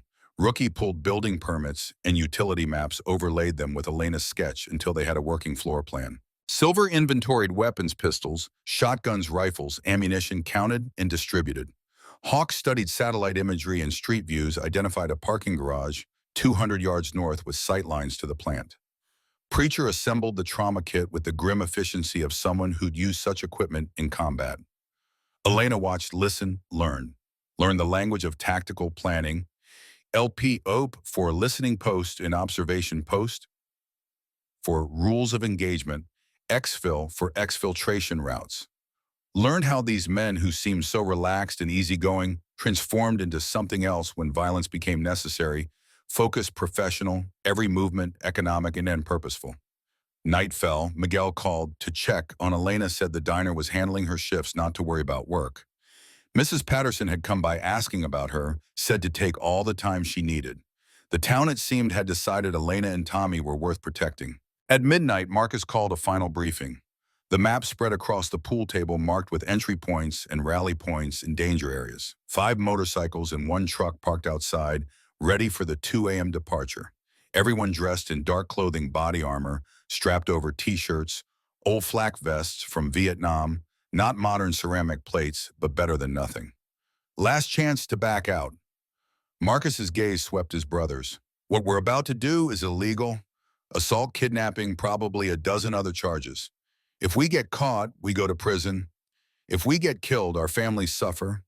But if we succeed, Tommy comes home. That's the only thing that matters. Questions? No one spoke. Then get some rest. We move in 7 hours. Elena tried to sleep in one of the clubhouse's spare rooms, but her mind wouldn't stop racing. Every time she closed her eyes, she saw Tommy's face. Scared. Alone. Calling for her. She got up, moved to the main room where she found Marcus sitting alone at the bar staring at a photograph. Can't sleep either. She approached slowly, giving him space to tell her to leave if he wanted privacy. Never sleep before an op. Learn that in Vietnam. Try to sleep, you just lie there thinking about everything that could go wrong. He gestured to the photo. This was Katie, 8 years old, first time I let her sit on my bike. Elena looked at the picture. Katie had Marcus's eyes and her mother's smile, that particular combination of features that made someone beautiful without being conventionally pretty. The girl in the photo radiated joy, pure and uncomplicated. She looks happy. She was. That was before her mother and I divorced, before Ryan, before everything went wrong. Marcus set the photo down. You know what the worst part is? I have maybe 10 memories of her being truly happy. 10 moments I can point to and say, that was when Katie was really genuinely happy. But I have 1,000 memories of her crying, scared, needing help. Why do the bad memories outnumber the good ones so badly? Because pain burns deeper than joy. Evolution maybe. We're wired to remember threats more than rewards. That's not fair. No, it's not. Elena sat on the bar stool beside him. After my parents died, I had the same problem. Couldn't remember mom's laugh without remembering the sound of the police knocking on the door. Couldn't remember dad teaching me to ride a bike without remembering standing at his grave. Took me years to separate the good memories from the trauma. How'd you do it? I wrote them down. Every good memory I put in a journal. Made myself recall them deliberately, detail by detail, until they felt real again instead of just ghosts. Elena pulled out her phone, showed him a note titled, Dad Teaching Me to Shoot. This is from that day at the range. I wrote it when I was 16, 4 years after he died. Wrote every detail I could remember, the smell of gunpowder, the weight of the rifle, the way he stood behind me with his hands over mine showing me how to breathe. Now, when I think about that day, I remember the good parts first. The trauma's still there, but it's not the only thing. Marcus took her phone, read the note slowly. When he looked up, his eyes were wet. Thank you for that, for reminding me there were good times worth remembering. Katie loved you. You know that, right? Even at the end, even when she was hurt and scared, she loved you. That's why she called you when she needed help, because she knew you'd come. I came too late, but you came. That's what mattered to her. Elena took back her phone, met his eyes. And you're coming for Tommy.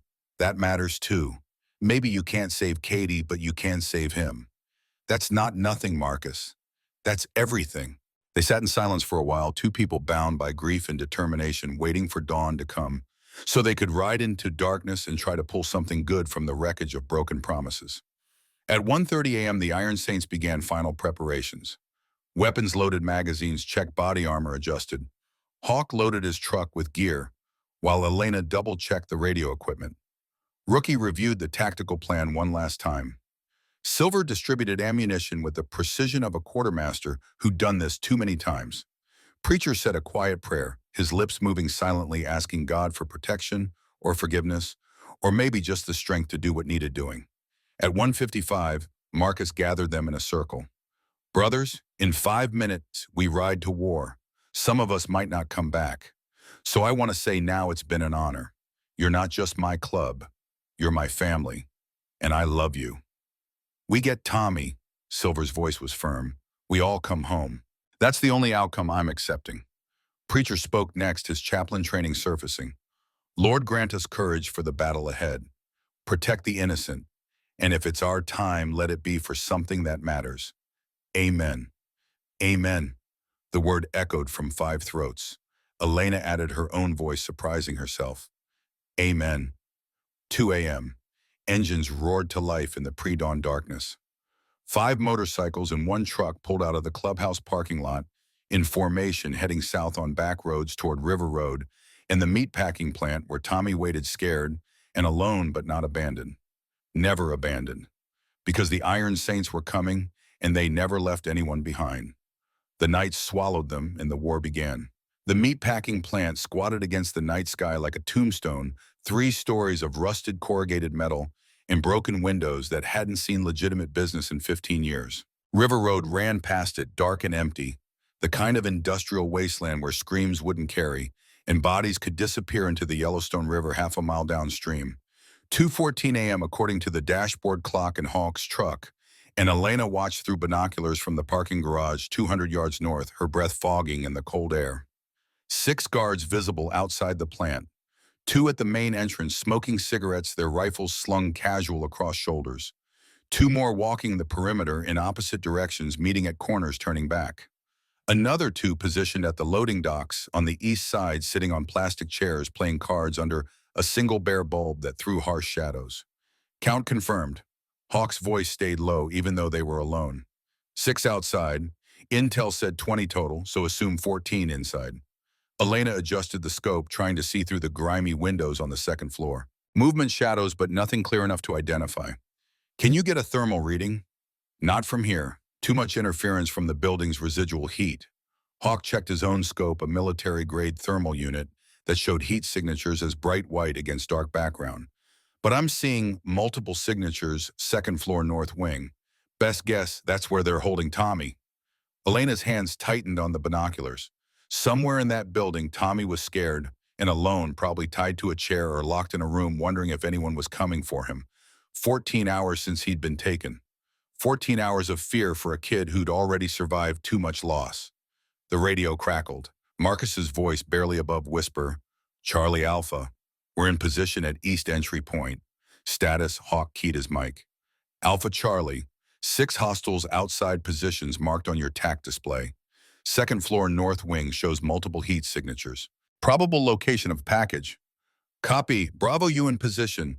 Silver's voice came through. Affirmative. West service entrance ready to breach on your mark. Rookie preacher status. South side secured. Rookie sounded calm professional. No movement, ready to provide covering fire if needed. Elena watched through the binoculars as Marcus and Hawk's positions converged on the loading docks. 2 shadows detached from the darkness, moving with the practiced silence of men who'd done this in jungles, in deserts, in urban hellscapes across 3 continents. The guards at the loading dock didn't look up from their card game. Marcus's hand came down fast, some kind of chokehold Elena had seen demonstrated but never actually witnessed. The guard went limp in seconds. Hawk took the second guard the same way, both men laid out silent on the concrete. No shots fired, no alarms raised. Alpha breaching now. The loading dock door had a padlock that looked substantial, but yielded to bolt cutters in 3 seconds. The door swung open on hinges Marcus must have oiled because they made no sound. Darkness swallowed the 2 men. Elena forced herself to breathe, to stay focused on her job. Overwatch, communications. She scanned the perimeter through her scope, looking for threats the team inside might miss. The 2 guards walking the perimeter continued their pattern, unaware their brothers at the loading dock were unconscious. The guards at the main entrance stubbed out cigarettes, lit new ones, talked about something that made them laugh. Bravo breaching west entrance. Through the scope, Elena saw Silver and Preacher at the service door. Silver worked the lock with Pick's old-school technique that took 40 seconds but made no noise. The door opened. They slipped inside and Elena lost visual. Charlie Alpha, interior is dark, limited visibility. Multiple rooms, looks like old processing floor. Heading to north stairwell. Copy Alpha. Hawk's voice stayed steady, but Elena heard the tension underneath. This was the dangerous part inside the building. No sight lines, every corner a potential ambush. The radio crackled with Silver's voice.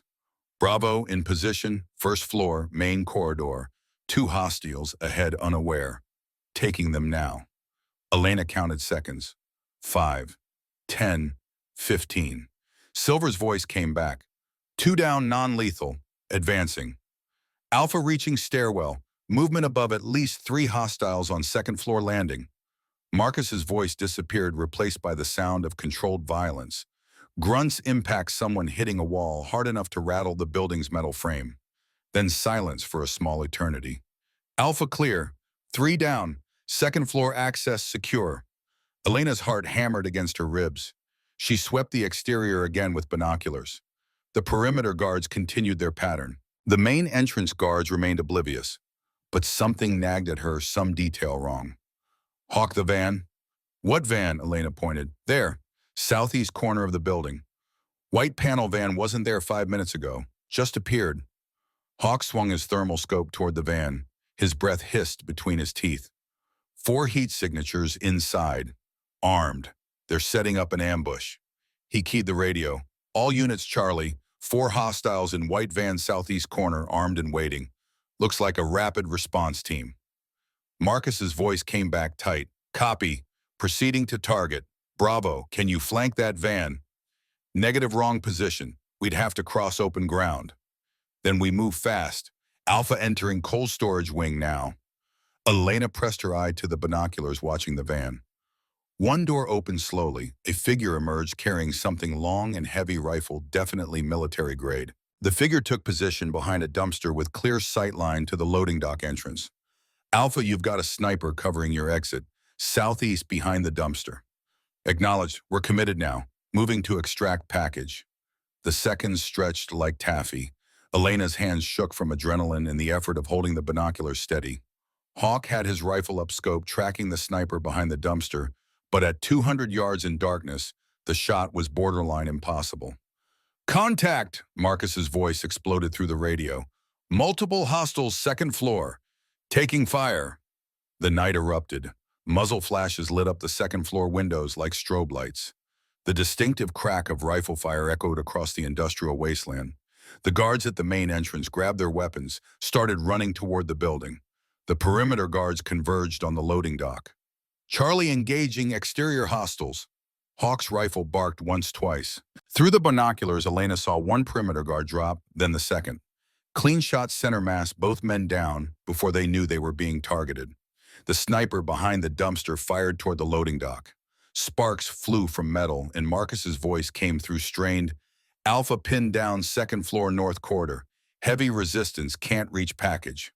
Bravo moving to support. Silver's voice carried the sound of running footsteps. Preacher with me. Rookie cover R6.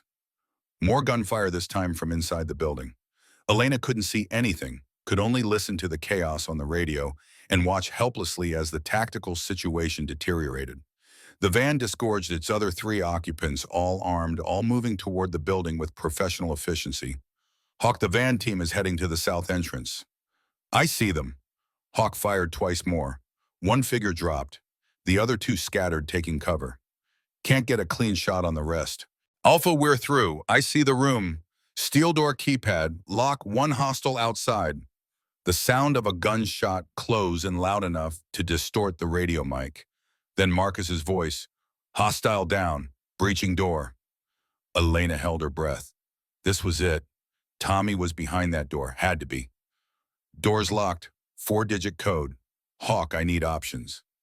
Try 1178. It's the plant's old security code from when they were operational. Elena heard beeping through the radio, then a mechanical click. Negative, wrong code. Try 2259. More beeping. Negative. Silver's voice cut in. We're taking fire from below. Multiple hostiles ascending south stairwell. Can't hold them long.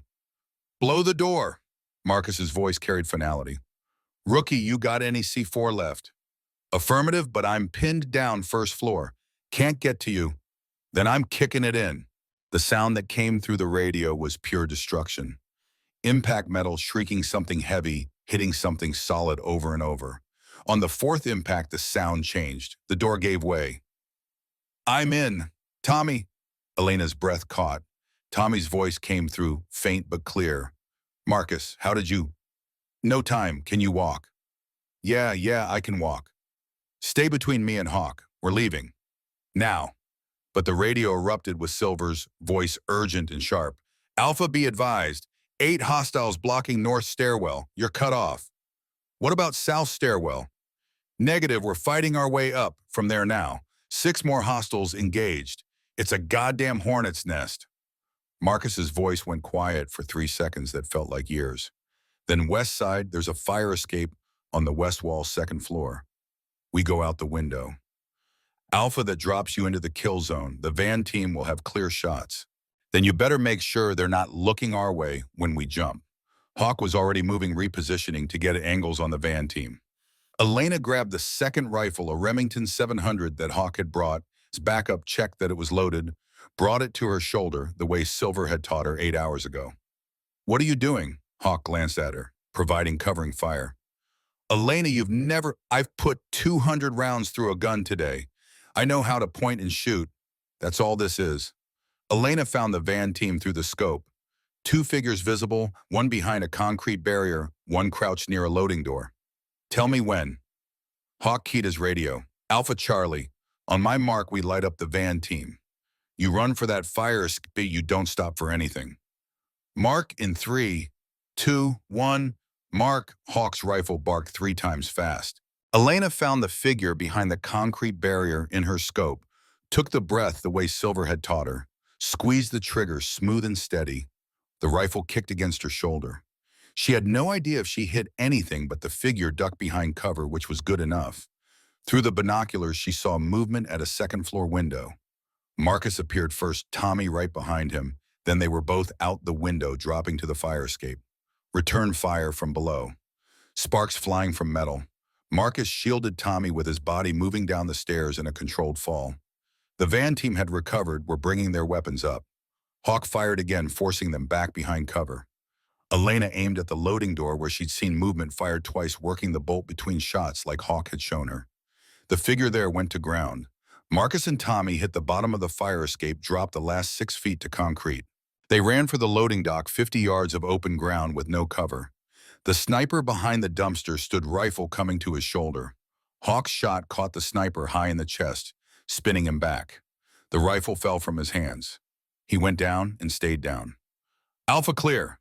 Package secure. Heading to rally point. Relief flooded Elena's chest, but Hawk's expression stayed grim. That's not all of them. Where are the other 10 hostiles? His answer came through the radio, Silver's voice breathless from fighting. West entrance compromised. Multiple hostiles flooding in. We need to exfil now.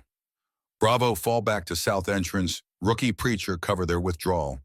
The gunfire intensified. Elena watched through binoculars as muzzle flashes lit up multiple windows. The building had become a war zone, and Silver and his team were trapped inside. We can't leave them. Elena heard her own voice, surprised by how steady it sounded. We're not. Hawk was already moving, breaking down his rifle packing gear. Get in the truck, we're going closer. They drove fast, lights off, using ambient street light to navigate. Hawk pulled the truck to a stop behind a concrete barrier, 50 yards from the south entrance. Through the windshield, Elena saw Rookie and Preacher laying down, covering fire, while 2 figures ran from the building, Silver and someone else, maybe one of Castellanos' men Silver had grabbed as a shield. No, not a shield. The man's hands were zip-tied. A prisoner. They piled into the truck bed, Rookie still firing back at pursuing hostiles. Hawk punched the accelerator tires, screaming on asphalt. Bullets sparked off concrete barriers behind them. Then they were clear, running dark through industrial streets while sirens wailed in the distance. The rally point was an abandoned gas station 2 miles south, far enough from the meatpacking plant that cops responding to gunfire wouldn't stumble across them. Marcus's motorcycle was already there, Tommy sitting on the curb wrapped in Marcus's leather vest, looking shell-shocked but alive. Elena was out of the truck before it stopped moving. She grabbed Tommy, pulled him into a hug so fierce he gasped. Are you okay? Did they hurt you? I'm okay. They just kept me in a room, gave me food, didn't hit me or anything. Tommy's voice shook. But I thought I'd never see you again. I promised I'd find you. Elena pulled back, checked him over with her hands. No visible injuries, no blood. I keep my promises. Marcus approached and the dynamic shifted. Tommy stood, faced the big biker with something like awe. You came for me. You didn't even know me, but you came. That's what we do. Marcus's voice was gentle. We protect people. That's the oath we took when we became Iron Saints. Silver dragged the zip-tied prisoner from the truck bed. The man hit the ground, hard groaned. In the dim light of the gas station's security lamp, Elena recognized him, one of the guards from the meatpacking plant, maybe 30 years old, trying hard to look tough despite the plastic restraints and the blood leaking from his nose. Who's this? Marcus asked. Joey Mancini, low-level enforcer, but he was chatty once we explained his options. Silver pulled Joey to his feet, not gentle about it. Tell them what you told me. Joey spat blood. I ain't telling you nothing. Silver pulled out his phone, showed Joey something on the screen. Elena couldn't see it, but whatever it was made Joey's face go pale. That's your house, your wife Maria, your kids Sophia and Lucas. 8 and 6 years old, right? Beautiful family. Silver's voice stayed conversational, which somehow made it more terrifying. You cooperate, they stay safe. You don't, well, accidents happen. You wouldn't try me. Joey's resistance crumbled. Okay. What do you want to know? Where's Anthony Castellano? The plant. He's still there. Saw the whole thing go down from his office on the third floor. Joey swallowed hard. He's pissed, real pissed. Said you made him look weak stealing the kid back. Said he's going to make an example. Example of what? You, the Saints, everyone who helped. He's putting a contract out.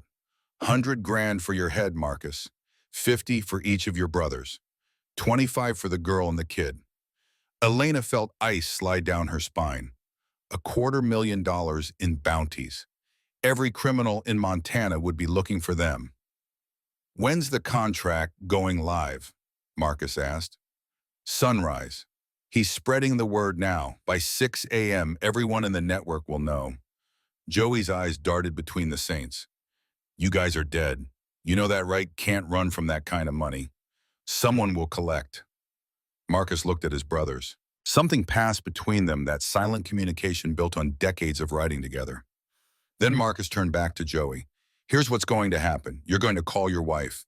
Tell her to pack bags for the kids. Tell her to drive to her sister's place in Idaho. Tell her to stay there until this is over. You understand? If I run, Anthony will know I talked. If you stay, you'll die in the crossfire. Your choice, Joey considered for maybe 5 seconds. Let me call her. Silver cut the zip ties handed over Joey's phone.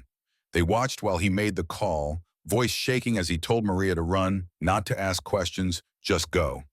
When he finished, Marcus took the phone, checked the call log to make sure he'd actually dialed his wife, then handed it back. Go. Get out of Montana. Don't come back until Castellano's in prison or dead.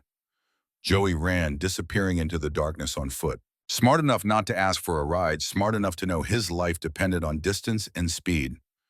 Hawk checked his watch. 4:15 a.m., 90 minutes until that contract goes live. We need to disappear. We can't disappear. Elena heard herself speaking before conscious thought. If we run, we're running forever, looking over our shoulders, waiting for the bullet. That's not living. The alternative is war. Silver's voice was grim. Oh, in war with every criminal element in the state. We're 5 men, Elena. Even Iron Saints can't fight those odds. Then we end it tonight. Elena looked at Marcus. You said Castellano's still at the plant. We know where he is. We go back, we finish this. Elena, that's suicide. We barely got out the first time and we had surprise. Now they're alert, reinforced, waiting for us. Not all of us, just me and Marcus. Everyone stared at her. Anthony wants Marcus. He said, come alone, right? So Marcus goes. But I come too, not as backup. As bait. Absolutely not. Marcus's voice carried finality. Listen, Anthony threatened me and Tommy to get to you. That makes me part of this. And he's expecting you to play by his rules. Show up Friday at midnight, beg for mercy, get killed. But what if we flip it? What if we show up now before dawn, before his contract goes live? We walk in, we negotiate, and while we're talking, the rest of you hit from outside. Surprise again. Preacher shook his head. That's using you as a hostage. The moment you walk in there, you're dead. Maybe. Or maybe Anthony's ego won't let him kill me without gloating first. Men like him, they want their victims to know they lost. They need that moment of triumph. Elena looked at Tommy. I'm sorry, I know this is scary, but if we don't end this tonight, we're running forever. And I promised you we'd never run again. Tommy's face was pale, but he nodded. Do what you have to do. I trust you. Marcus pulled Elena aside out of earshot of the others. You don't have to do this. We can run, disappear. I know places. No, Elena cut him off. Running didn't save Katie. Running doesn't save anyone. You taught me that today. You taught me to stand and fight, so that's what I'm doing. Katie didn't have a choice. You do.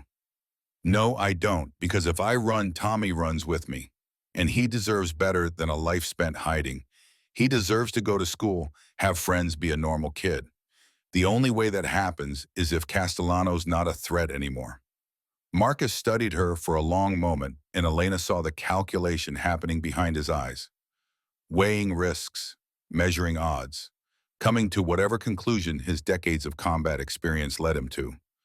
Okay, we do it your way, but you follow my lead exactly. The moment things go sideways, you run. You don't try to be a hero, you just run. Agreed.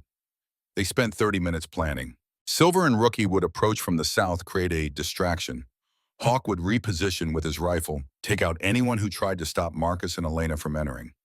Preacher would stay with Tommy at the rally point, be ready for emergency medical if needed. And Marcus and Elena would walk into the meatpacking plant, into the lion's den, betting their lives on Anthony Castellano's ego being bigger than his caution. At 4:50 a.m., they rolled back toward the plant. The sky was just beginning to lighten in the east, that pre-dawn gray that made everything look washed out and unreal. The meatpacking plant loomed ahead, more lights burning, now guards visible at every entrance. They were expecting retaliation, but not this soon, not this direct. Hawk dropped Marcus and Elena 2 blocks away. They walked the rest, hands visible, no weapons drawn. Marcus's phone rang when they were 50 yards out. He answered. Anthony? Marcus Donovan. I didn't expect you to be this stupid. Anthony's voice carried through the speaker. You stole my property. Now you walk back into my hands. I came to negotiate. You wanted 500,000. I've got 200,000 in cash. It's what I can get on short notice. You take it, we settle the debt, everyone walks away. 200,000. You insult me. It's what I have. Take it or don't, but I'm done running. We settle this now, one way or another. Silence on the line. Then come to the main entrance, hands visible. You try anything, you die. And bring the girl. I want her to watch what happens when people cross the Castellano family. The call ended. Marcus looked at Elena. Last chance to back out. I'm going. They walked to the main entrance where 6 guards waited, rifles trained. The door opened and Vincent Russo stepped out, his face a mask of bruises from the fight at the diner. When he saw Elena, something ugly twisted across his expression. The little waitress. Come to watch your boyfriend die. Elena didn't respond, kept her face neutral, the way Preacher had taught her. Don't give them a reaction. Don't give them power. Vincent led them inside through corridors that reeked of old blood and rust, upstairs to the 3rd floor, where Anthony Castellano waited in what had once been the plant manager's office. Floor-to-ceiling windows overlooked the plant floor below. A massive desk dominated the room, and behind it, in his wheelchair, with oxygen tubes running to his nose, sat Anthony. He looked worse than his photograph, more frail, more dependent on the machines keeping him alive.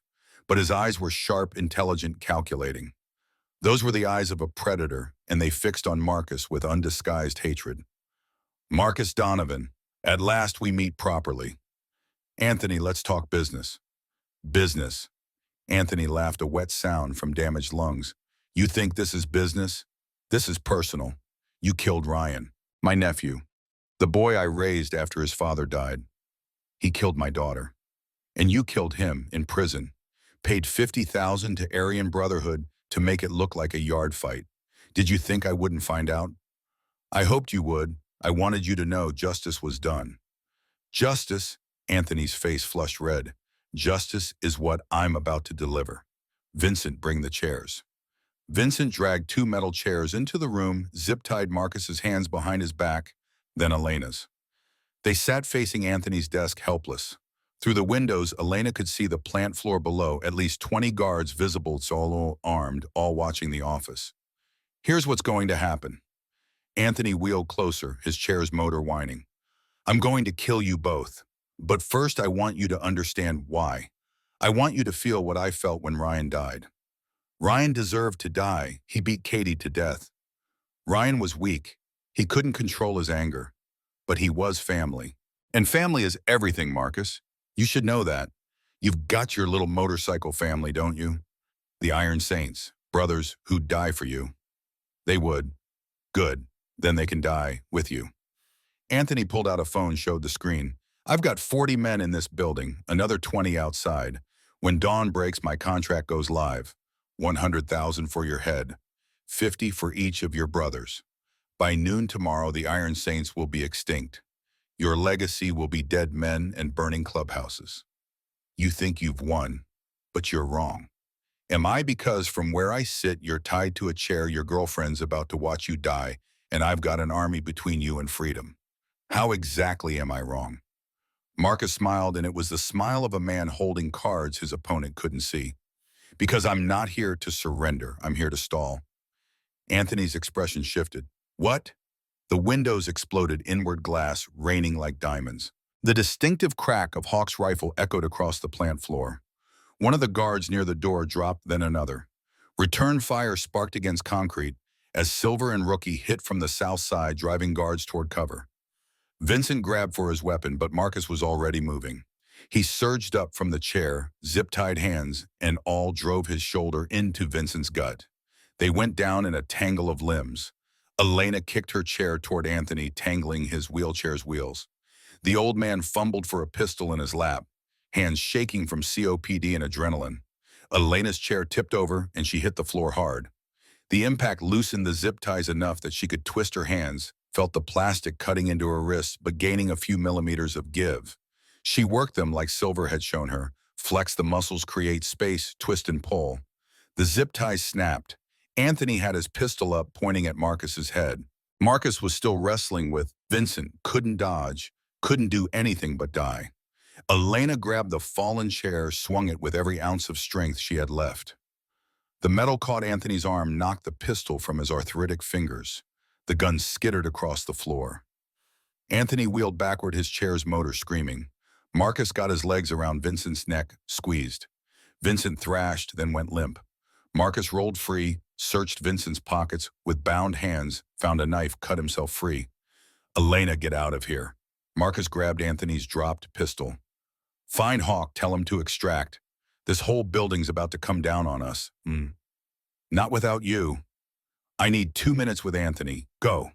Elena ran out the office door, down the corridor. Gunfire echoed from below, Silver and Rookie still engaging. She found a stairwell, started down. Guards appeared on the second-floor landing, saw her raised weapons. A rifle shot cracked from outside. One guard dropped, then another.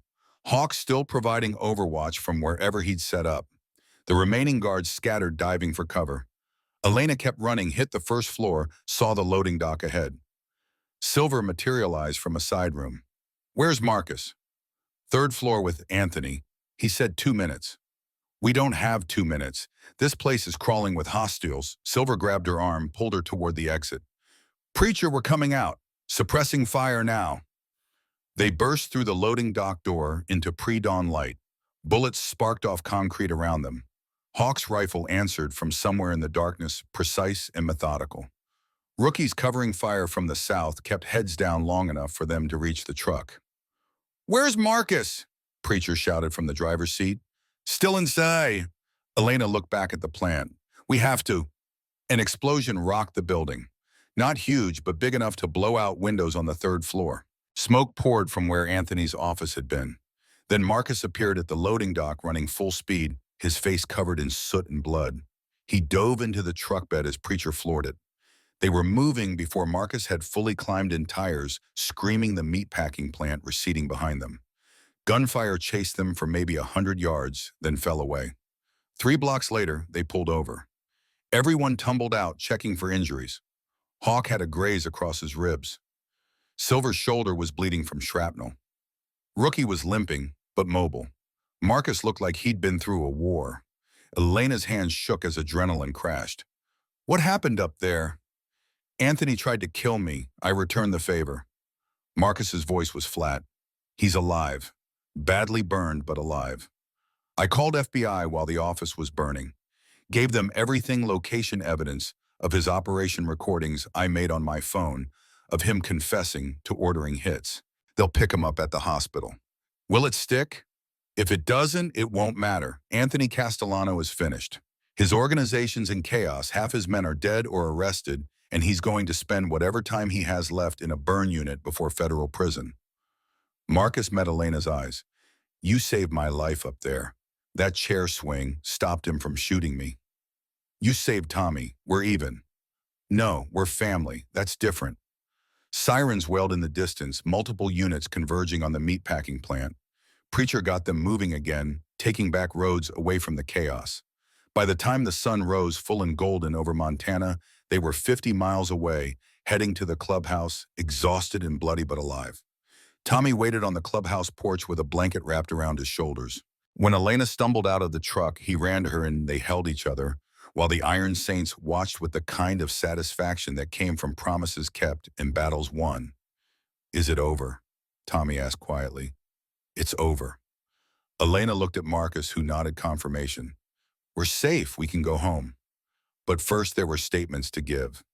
FBI arrived at the clubhouse by noon, led by a woman named Agent Morrison, who'd been building a RICO case against Castellano for 3 years. The recordings Marcus had made, combined with Joey Mancini's testimony and the evidence gathered from the meatpacking plant, gave her everything she needed. Anthony Castellano was arrested at St. Vincent Hospital, charged with kidnapping, attempted murder, racketeering, and a dozen other counts. Vincent Russo and 8 of his crew were arrested alongside him. The Castellano organization collapsed within a week, its remaining members either arrested or fleeing the state. The contract on the Iron Saints was canceled before it ever went live. And on a Wednesday afternoon, 3 weeks later, Elena returned to her shift at Rosie's Diner. The bell chimed at 3 p.m. right on schedule. 5 motorcycles pulled into the parking lot. The Iron Saints walked in, took their usual booth, and Marcus ordered coffee and pie like nothing had changed. But everything had changed. Miguel brought out the usual order, then paused at Elena's station. "You know what I learned from all this?" "What's that?" "The people who look scary are sometimes the ones keeping us safe. And the people who look safe are sometimes the monsters." He squeezed her shoulder. "I'm glad you're okay, mija." "Me too." Elena brought coffee to the Saints' table, poured 5 cups with practiced precision. Marcus looked up, something warm in his expression. "How's nursing school going?" "I got accepted. Montana State fall semester. Financial aid came through, plus some scholarship I'd never heard of." Elena met his eyes, saw the small smile that told her exactly where that mysterious scholarship had come from. "Thank you for everything." "Nothing to thank us for. Family takes care of family. And that's what we are now, family. That's what you've always been." Marcus pulled out an envelope, slid it across the table. "This is for you." Inside was a card, Iron Saints logo embossed on the front, and inside the card, a photograph. Katie, at 8 years old, sitting on Marcus's motorcycle, that same photo Elena had seen in the clubhouse. On the way, written in Marcus's careful script, "To Elena, Katie would have liked you. Keep the promise we both made." Elena felt tears spring to her eyes. "I will. I promise." "I know." The bell chimed again, and Mrs. Patterson entered for her usual Wednesday pie. Life continued, the world turned, and Rosie's Diner served coffee and comfort to whoever needed it. But Elena carried that photograph in her pocket now, a reminder that some promises were worth fighting for, worth bleeding for, worth keeping even when the cost was high. She'd made it through the fire, and on the other side she'd found something she'd been looking for since her parents died, a family that chose her, protected her, believed she was worth saving. The Iron Saints rode out as the sun set, engines rumbling into the distance. Elena watched from the window until they disappeared, then turned back to her work with a smile. She was safe. Tommy was safe. And somewhere in federal lockup, Anthony Castellano was learning that some debts could only be paid in prison time and broken dreams. Justice, Elena thought, sometimes wore motorcycle leathers and kept his promises, even when those promises cost everything.